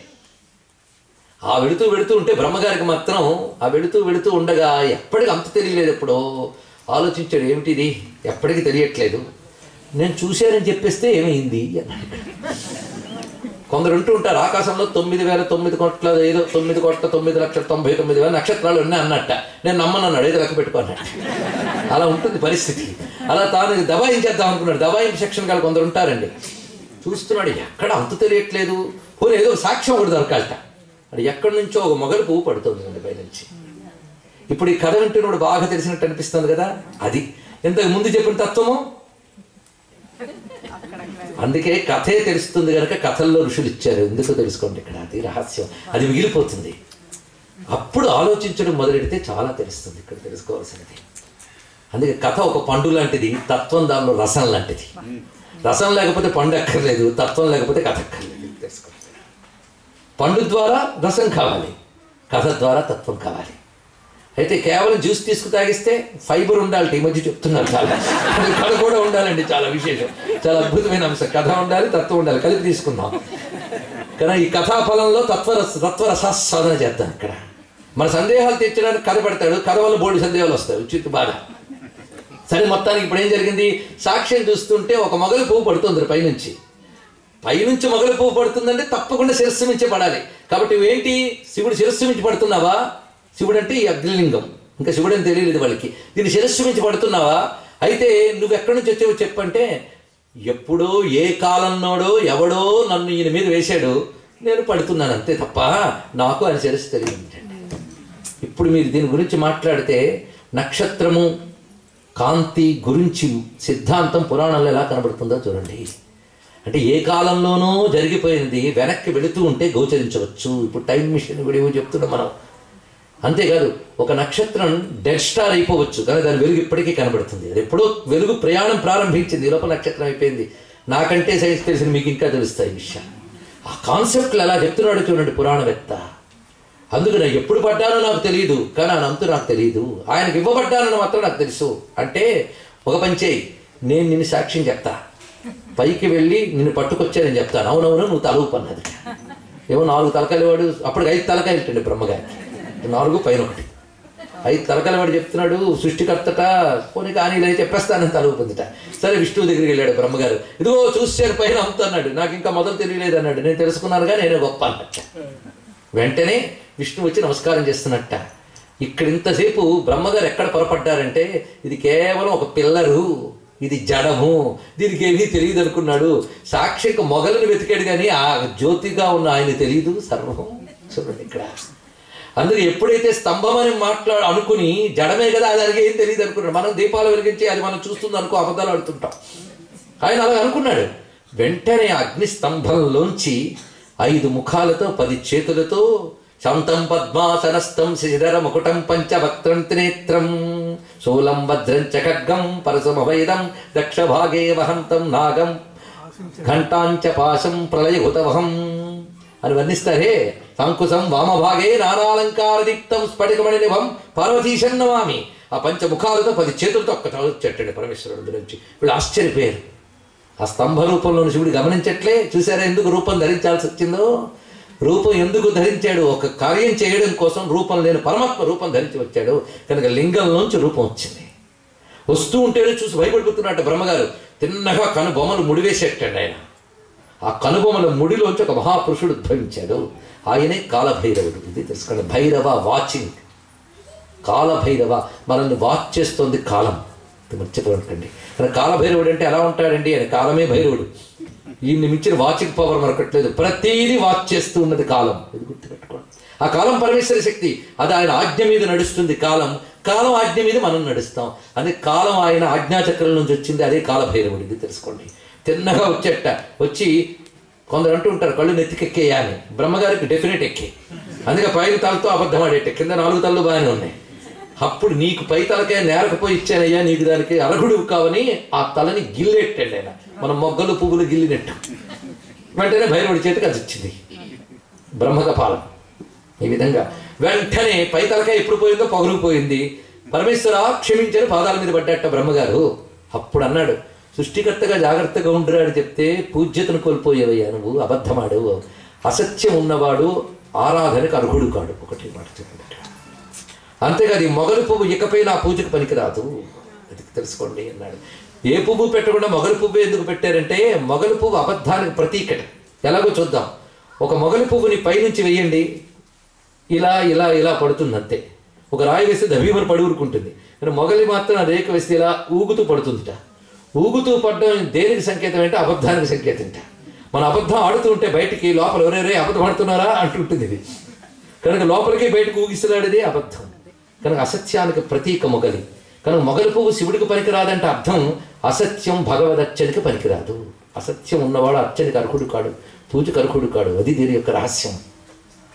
ఇప్పుడు ఈ కథ విన్నారు కదా. ఈ కథ వింటే పాజిటివ్గా అర్థమైతే పర్వాలేదు. కానీ ఈ కథ ద్వారా బ్రహ్మ విష్ణువు తక్కువ, శివుడు చాలా ఎక్కువ అని చెప్పారండి. పురాణాలన్నీ ఇంతే, ఏది చదివితే అదే చెప్తారు ఇలాగా అని అంటాం. కానీ అది కాదు. ఇందులో సంకేతార్థాలు పరిశీలించాలి. పురాణం కథలు చిన్నపిల్లల కోసం చెప్తున్నారు, సామాన్యుల కోసం చెప్తున్నారు అనే అభిప్రాయం ఉంటే తీసేసేయండి. పురాణ కథలు అర్థం చేసుకోవడం మహా కష్టం. ఎందుకయ్యా అంటే పురాణ కథలు చెప్పడానికి 2 కారణాలు ఉంటాయి. ఇక్కడ వేదవేత్తలు ఉన్నారు, దిగ్నులు ఉన్నారు కనుక చెప్తున్నాం. అప్పటికి మేము ఉపనిషత్తులు చదివాం, జ్ఞానం అయిపోయిన అహంకార పూర్తున్నట్టు వాళ్ళకి నమస్కారం, వాళ్ళు క్లోజ్డ్ వాళ్ళు. ఇక్కడ పెద్దవాళ్ళు వచ్చున్నారు వాళ్ళు, అందుకు వాళ్ళు తృప్తి పడతారని సత్యాన్ని చెప్పడానికి నా సాహసం నేను చేస్తున్నాను శాస్త్రాధారంగా. 2 విషయాలు ఇక్కడ తీసుకోవాలి. పురాణ కథలు చెప్పేటప్పుడు ఎన్నో చెప్పదలుచుకున్నప్పుడు ఏం చేస్తారంటే ఒక్క కథలో ప్యాక్ చేస్తారట. ఏదో ఒకటే చెప్పదలుచుకుంటే మాటతో చెప్పేస్తారట. ఒక్క కథలో యోగ సంకేతాలు, మంత్ర సంకేతాలు, కాస్మిక్ రహస్యాలు అంటే విశ్వవిజ్ఞాన రహస్యాలు, దేవతా సంకేతాలు, యజ్ఞ సంకేతాలు, ధర్మ సంకేతాలు చెప్పాలంటే ఒక స్టోరీని ఆలంబనం చేస్తారటండి. ఇది ఒకటి. ఇంకొక రహస్యం ఉంది పురాణ కథకి. పురాణ కథ పారాయణ చేస్తే ఫలితాలు ఉంటాయి. ఎందుకంటే వేదంలో మాట ఉంది, పరోక్ష ప్రియ ఇవహి దేవాహ అని. అంటే దేవతలు పరోక్ష ప్రియులుట. అంటే నేరుగా చెప్పకుండా తిప్పి చెప్తే వాళ్ళకి సరదట. మనకు కూడా అంతేనండి. కవిత్వం చమత్కారం చెప్పినప్పుడు ఆహా ఎంత బాగుందో అంటాం. అందుకని మనలో ఆ చమత్కారాన్ని గుర్తించగలిగితేనే ఆ మాట అంటాం. అదే బండగాళ్ళ దగ్గర చెప్పాను కూడా ఏ బాధ లేదు, వాడు ఏ స్పందన ఉండదు. సెన్సిటివిటీ. దేవతలు అలాంటి వాళ్ళట, పరోక్ష ప్రియవయ దేవ, వాళ్ళు పరోక్షంగా చెప్పాలట. అందుకే అనేక సంకేతాలున్న అంశాన్ని కథారూపంలో చెప్తే పరోక్షం, దానికి దేవత సంతోషిస్తుంది. ఇదొక సూత్రం. ఇది గ్రహించితే పురాణ కథలు ఎందుకు తెలుస్తాయి. ఇప్పుడు దీనిలో దాని అంతరార్థం చూద్దాం. శివుడు ఎక్కువ, విష్ణువు ఎక్కువ, బ్రహ్మ ఎక్కువ అని గోల్ లేదు ఇందులో. ఇదంతా శివుడు చెప్తాడు, మన ముగ్గురం ఒక్కటే, మనలో ఎవడి భేదం చూపిస్తాడు వాడు నరకానికి పోతాడని తర్వాత రైలాడు శివపురాణంలో. మరి ఇంతవరకు జరిగిన కథలో అర్థం ఏంటో కొంచెం ఆలోచిద్దాం. సిద్ధమే కదా ఆలోచించడానికి? సరే, ఒక్కసారి నిద్ర వస్తే తల మీద నుంచి కూర్చోవచ్చు. ఇది అటెన్షన్ డ్రా చేయడానికి తప్ప ఇంకేం కాదండి. అన్యదా భావించవద్దు. నన్ను మించిన మేధావులు ఉన్నారని నాకు తెలుసు. అత్యంత వినయంతో ప్రార్థిస్తున్నా గ్రహించమని. ఇప్పుడు ఆ పరమేశ్వరుడు లయకారకుడు, వీళ్ళిద్దరూ సృష్టి స్థితికారకుడు. ఇక్కడ బ్రహ్మ విష్ణు అని కాకుండా సృష్టి అభిమాని దేవత, స్థితి అభిమాని దేవత. ఇది తీసుకోండి. సృష్టి స్థితి. సృష్టి స్థితి అంతవరకు ఉంటాయి. కొంచెం లాజిక్తో ఆలోచిద్దాం. పెద్ద ఏవి కొటేషన్స్ అక్కర్లేదు. సృష్టి స్థితి ప్రపంచం ఉన్నంతకాలం ఉంటాయి, అంతే కదండి. సృష్టి ప్రపంచానికి సంబంధించింది, స్థితి ప్రపంచానికి సంబంధించింది. ఈ సృష్టి స్థితులు విశ్వం లయమయ్యేకుండా, అంతే కదా. లయస్థితి అలా ఉంటుంది. లయస్థితి ఇన్ఫినిటీ, సృష్టి స్థితికి పరిమితులు ఉన్నాయి. అవునా లేదా అండి? ఈ సృష్టి అంతకాలం ఉంటుందని స్థితి. సృష్టి స్థితులు లయలోకి వెళ్ళేటప్పటికి అనంతమైపోతున్నాయి. ఇది ఇంకా చిన్న ఉదాహరణ అంటే మళ్ళీ సముద్రం కెరటాలే. కెరటం లేచినప్పుడు సృష్టి, నిలిచినప్పుడు స్థితి, తిరిగి వెనక్కి వెళ్ళింది. ఎక్కడికి వెళ్ళింది? లయ. తిరిగి వెనక్కి వెళ్ళినప్పుడు ఎక్కడికి వెళ్ళింది? అప్పుడు ఏం మిగిలింది? సముద్రం మాత్రమే మిగిలింది లయావస్థలు. అవునా లేదా? సృష్టి ప్రారంభం ముందు ఏం మిగిలింది అంటే సృష్టికి పూర్వం ఏది ఉందో లయంలో అదే ఉంది. అది అనంతం. కనుక సృష్టికి స్థితికి అతీతమైన పరమాత్మ లయకారకుడై అనంతమై ఉన్నవాడు ఆయనే. అదే కారణం కూడా. కారణావస్థ నియామకుడు. కారణావస్థ లయావస్థ రెండు ఒకటే. ఆ అవస్థలో పూర్ణతత్వం దాగి ఉంది. ఆ పూర్ణతత్వానికి పరిమితి చెప్పలేవు నువ్వు. అదే అపరిమితమైన స్తంభము. ఇది చూడండి ఇక్కడ. అది లయకారకుడైన పరమేశ్వరుడు అన్నారు. చిత్రం ఏంటంటే ఆ సముద్రం అనబడే అనంతతత్వం సృష్టి కాలంలోనూ ఉంది, స్థితి కాలంలోనూ ఉంది. లేదా? అప్పుడు కూడా ఉంది. దాని అనంతత్వాన్ని నువ్వు చెప్పగలవా? అందుకే శివుడికి మరొక పేరు ఉంది, కాలాగ్ని రుద్రుడు అని. కాలాగ్ని ఏమిటయ్యా కాలము అంటే అంతు పట్టనిది. ఇది చెప్తున్నాడు. సృష్టి స్థితిలో ఒక టైం పాయింట్లో జరుగుతాయి, కానీ ఏ టైంలో జరగాలని నిర్దేశించే మహాకాలుడు. అందుకే శివుడికి మహాకాలుడు అని. ఈ కాలం గురించి కొంచెం ఆలోచిద్దాం. ఇది రిలేటివ్ టర్మ్. ఇది ఇక్కడ చూపిస్తున్నాడు. ఎన్ని ఉన్నాయో చూడండి. ఇది కాస్మిక్ లెవెల్లో చూపిస్తున్నాడు. టైం, స్పేస్, వాటి గురించి ఎంత అద్భుతమైన విషయమో. ఇప్పుడు ఇది మెడిటేషన్కి సంబంధించిన ఒక రహస్యం అండి. అందుకే పురాణాలు కొన్ని యోగికి విజన్స్ అండి. యోగ స్థితిలో ఒక లెవెల్కి చేరిపోయిన వాడికి ఆ విజన్స్ కనబడితే దాని పురాణంలో రాస్తాడు. మరొకటి ఏమిటంటే కాస్మిక్ లెవెల్లో కొన్ని చెప్తాడు. అందుకు వాళ్ళ విజన్ మనం అందుకోలేము. మన స్టోరీ టెక్స్ట్ బుక్లు, నావెల్స్ చదివినట్టు చదివి మన లాజిక్ అందలేదు అంటే నీ లాజిక్ యోగి లాజిక్ ఒకటా? ఇది తెలుసుకోవాల్సిన భావం. ఇక్కడ చూపిస్తున్నటువంటి అద్భుతమైన సీక్రెట్స్ చూస్తే ఎంత గొప్పగా ఉన్నదా అనిపిస్తుంది. చూడండి, కాలం గురించి మాట్లాడుతున్నాడు. మనం ధ్యానం చేస్తున్నప్పుడు మనం ఎలా ఉంటామో ఊహిద్దాం. అప్పుడు ఈ కథ చాలా బాగుంటుంది. ధ్యానానికి కూర్చున్నాం, గురువు గారు మంత్రం ఇచ్చారు, శివనామము విష్ణునామము జపం చేయరా బాబు, నీకు ఐశ్వర్యాలు లభిస్తే లభిస్తాయని చెప్పారు. జపానికి కూర్చున్నాం, కాన్సన్ట్రేషన్ చేశాం. జపం చేయగానే విష్ణువు మీద శివుడి మీద దృష్టి పెడుతూ ఉన్నాం.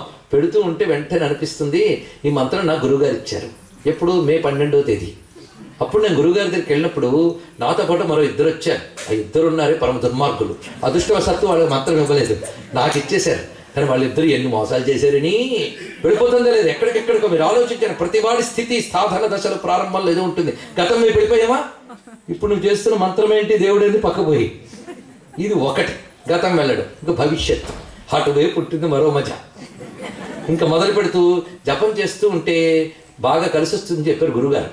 వస్తుందో లేదో, ఒకవేళ కలిసి వస్తుంది. కలిసి వస్తే బాగా డబ్బులు వస్తాయి. బాగా డబ్బులు వస్తే ఎలా ఇన్వెస్ట్ చేయాలి? ఇది బ్యాంకులో వేయాలా, నేల కొనాలా? నేను నేల కొంటానంటే అంత డబ్బు తీసుకుని నేల పారు చేస్తారంటూ ఆవిడ. కానీ ఆవిడతో కన్సల్ట్ చేసి కొనాలా లేకుండా చేయాలా? వెళ్ళిపోతే అప్పుడు ఇవ్వదు. ఇది అందరికి మామూలేనండి. ఉదాహరణ ఇదే కాదు, ఇంకో రకంగా ఉండవలసిన చోటు ఉన్నట్లేదు. దీన్నే యోగంలో లివ్ ఇన్ ప్రజెంట్ అంటారు. వర్తమానంలో జీవించు. అదే అనంత కాల శక్తి అక్కడే ఉంది. అది వదిలి అయితే గతం, లేకపోతే భవిష్యత్తు. ఉన్న చోటే కాన్సన్ట్రేట్ చేసి ఉంటే అక్కడే అనంత శక్తిని లాగగలవు. ఎందుకంటే ఒక్క పాయింట్లో అనంతం ఉంది. అంత మండుతున్న నిప్పులోంచి నీకు అందిన చోట రవ్వ లాగేవా అద్భుతంగా మరో జ్వాలని పుట్టించగలవు. అవునా లేదా? అలా కాకుండా మనం ఏం చేస్తున్నామంటే ఒక చోట నిలవకుండా అయితే అటు ఇటు ఇటు.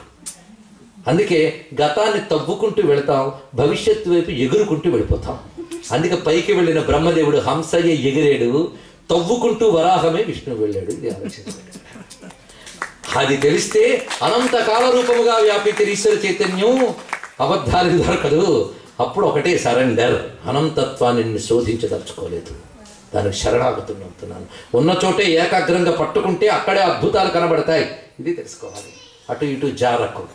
అందుకే ధ్యాన స్థితికి సంకేతమే ఈ కథ. ఇది ఆలోచించండి. మన ప్రజ్ఞ రెండు విధాలుగా ఉంటుంది. ఒకటి సృష్టించాలని, సృష్టించిన దాన్ని పెంచాలని ప్రజ్ఞ ఉంటుంది. ఈ రెండు ప్రజ్ఞలే బ్రహ్మ విష్ణువులు. ఈ రెండు అహంకారాలు లయమైతేనే పరతత్వం అర్థమవుతుంది. ఇది దానిలో దాగి ఉన్న తత్వం. ఇది ఒక అర్థం. ఇంకొక అర్థాన్ని పరిశీలించే ప్రయత్నం చేద్దాం.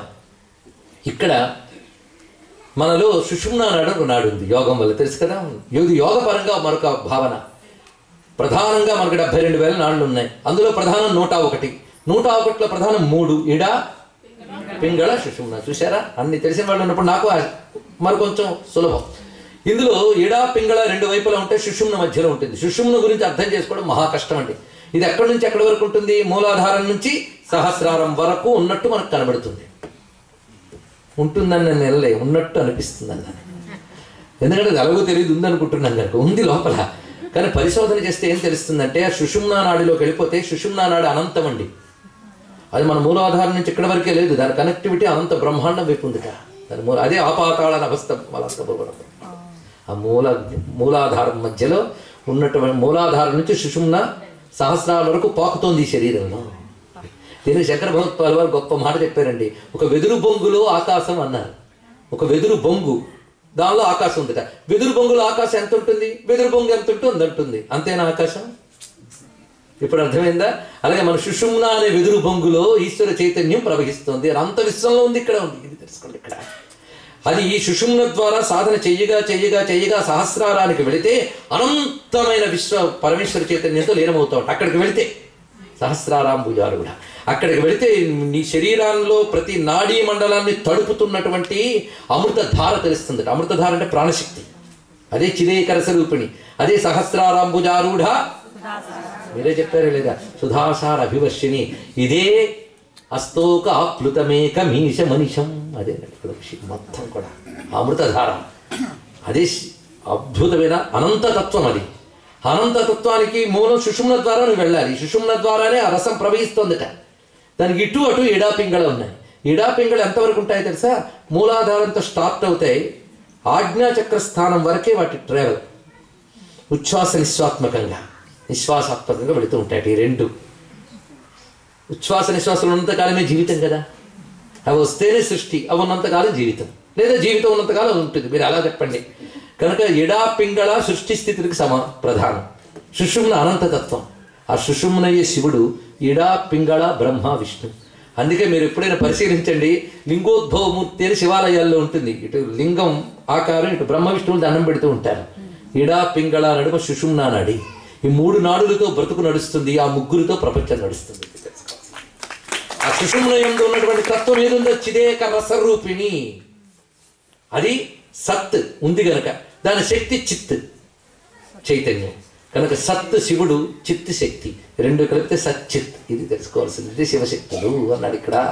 దీన్ని వేదాంతం సత్తా స్ఫురత్త అంది ఇక్కడ. అంటే నేనున్నానండి అన్నాడు ఒక ఆయన. నిజంగానా? నేనున్నానని నాకు అనిపిస్తుందండి అన్నాడు. నేనున్నాను అంటేనే నీకు అనిపించింది అని అర్థం. మరి చెప్పక్కర్లే. నేను ఉన్నాను అని అనకు కూడా అక్కర్లే.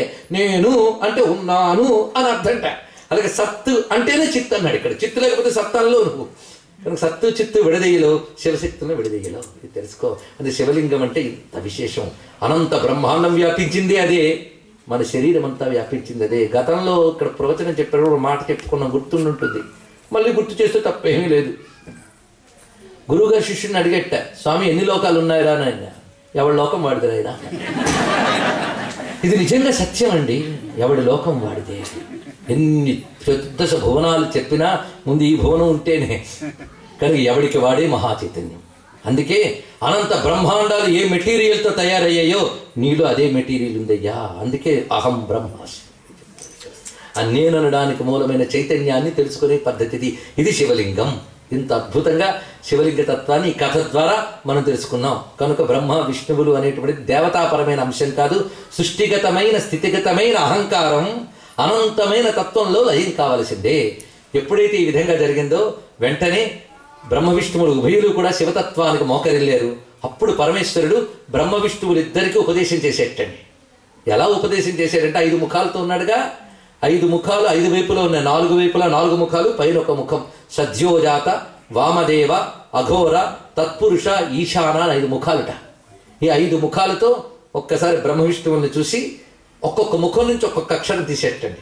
నా, మ, సి, వ, య ఉపదేశించాడు పంచాక్షరి. అప్పుడు బ్రహ్మ విష్ణువులు ఉభయులు ఆ పంచాక్షరి తీసుకుని ఆ లింగాన్ని అర్చన చేశారట. మొట్టమొదటి బ్రహ్మ విష్ణువులు పూజించారు. వారి దగ్గర నుంచి దేవతలు తెలుసుకున్నారు, వీళ్ళ దగ్గర నుంచి ఋషులు తెలుసుకున్నారు, ఋషుల నుంచి మనం తెలుసుకున్నాం లింగార్చన. కనుకనే ఈ శివలింగం ఎప్పుడూ ఉంది. శివలింగ అర్చనకు మాత్రం కాలం ఉంది, సమయం ఉంది, కానీ శివలింగం ఎప్పుడు ఉన్నది. మొట్టమొదటి శివలింగాన్ని అర్చించిన వారెవరు? బ్రహ్మ, విష్ణు, దేవతలు మొదలైన వారు. అందుకే బ్రహ్మ మురారి సురార్చిత లింగం. లింగాన్ని ఆరాధించిన వాళ్ళు బ్రహ్మ మురారి సుర. మురారి అంటే విష్ణు, సుర అర్చిత లింగం. వాళ్ళు పూజించారయ్యా. ఒక వస్తువు గొప్పతనం చెప్పాలి అంటే గొప్పవాళ్ళు దాన్ని పూజించారంటే దాని గొప్పతనం. అందుకు అయితే పూజించారు. కానీ ఏమిటి ఆ లింగం? నిర్మల భాసిత శోభిత లింగం. Nirmala, the purest. భాసిత, వెలుగుతున్న అంటే చైతన్యము. శోభిత, అదే అందము. అందము అంటే ఆనందము అని చెప్తాం. కానీ నిర్మల సత్, భాసిత చిత్, శోభిత ఆనందం. నిర్మల భాసిత శోభిత లింగం, సచ్చిదానంద తత్వమే అది. అయితే బ్రహ్మ పూజించాడు, అది సచ్చిదానందం. నాకేంటట పూజిస్తే? జన్మజ దుఃఖ వినాశక లింగం. అది నీ జన్మ మరణ మధ్యలో వచ్చే దుఃఖాలన్నీ పోగొడుతుంది. మళ్ళీ జనన మరణాలనే దుఃఖం లేకుండా చేస్తుందయ్యా. అది ఎలాంటిది? ఇలాంటిదని చెప్పలేను కనుక తత్. తత్ అంటే అది. తత్, అది ఆ లింగం. దానికి ఏం చేస్తావు? ఒక్కటే సరెండర్, తప్పింకేముంది? ప్రణమామి సదాశివలింగం. అది ఎప్పుడూ శివమే, సదాశివలింగం. ఒక్క మనం రోజు చదువుకునే మామూలు శ్లోకంలో ఎంత అద్భుతమైన శివతత్వం దాగి ఉంది. ఈ శ్లోకం చెప్పడం కోసం 1.5 గంటల ఉపన్యాసం. ఈ 1.5 గంటల ఉపన్యాసారం ఒక్క శ్లోకం. అందరూ ఒక్కసారి మంగళహారతి చెప్పుకుందాం. బ్రహ్మ మురారి సురార్చిత లింగం, నిర్మల భాసిత శోభిత లింగం, జన్మజ దుఃఖ వినాశక లింగం, తత్ప్రణమామి సదాశివలింగం. నమో మహద్భ్యో ఋషిభ్యో గురుభ్యో నమః. స్వస్తి ప్రజాభ్య పరిపాలయంతాం న్యాయేన మార్గేణ మహిం మహిషాః. గోబ్రాహ్మణేభ్యः శుభమస్తు నిత్యం. లోకాः సమస్తాः సుఖినో భవంతు. కాలే వర్షతు పర్జన్యः పృథివీ సస్యశాలినీ. దేశోऽयं క్షోభరహితో బ్రాహ్మణాः సంతు నిర్భయాः. అపుత్రాः పుత్రిణः సంతు పుత్రిణः సంతు పౌత్రిణः. అధనాः సధనాः సంతు జీవంతు శరదాం శతం. మంగళం కోసలేంద్రాయ మహనీయ గుణాత్మనే చక్రవర్తి తనూజాయ సార్వభౌమాయ మంగళం. వేద వేదాంత వేద్యాయ మేఘశ్యామలమూర్తయే పుంసాం మోహన రూపాయ పుణ్యశ్లోకాయ మంగళం. నమః శివాయ సాంబాయ శాంతాయ పరమాత్మనే మృత్యుంజయాయ రుద్రాయ మహాదేవాయ మంగళం. మహాదేవాయ మంగళం. విశ్వనాథాయ మంగళం. శ్రీమద్రమారమణ గోవిందో హరి గోవింద. నమః పార్వతీపతయే. హర హర మహాదేవ.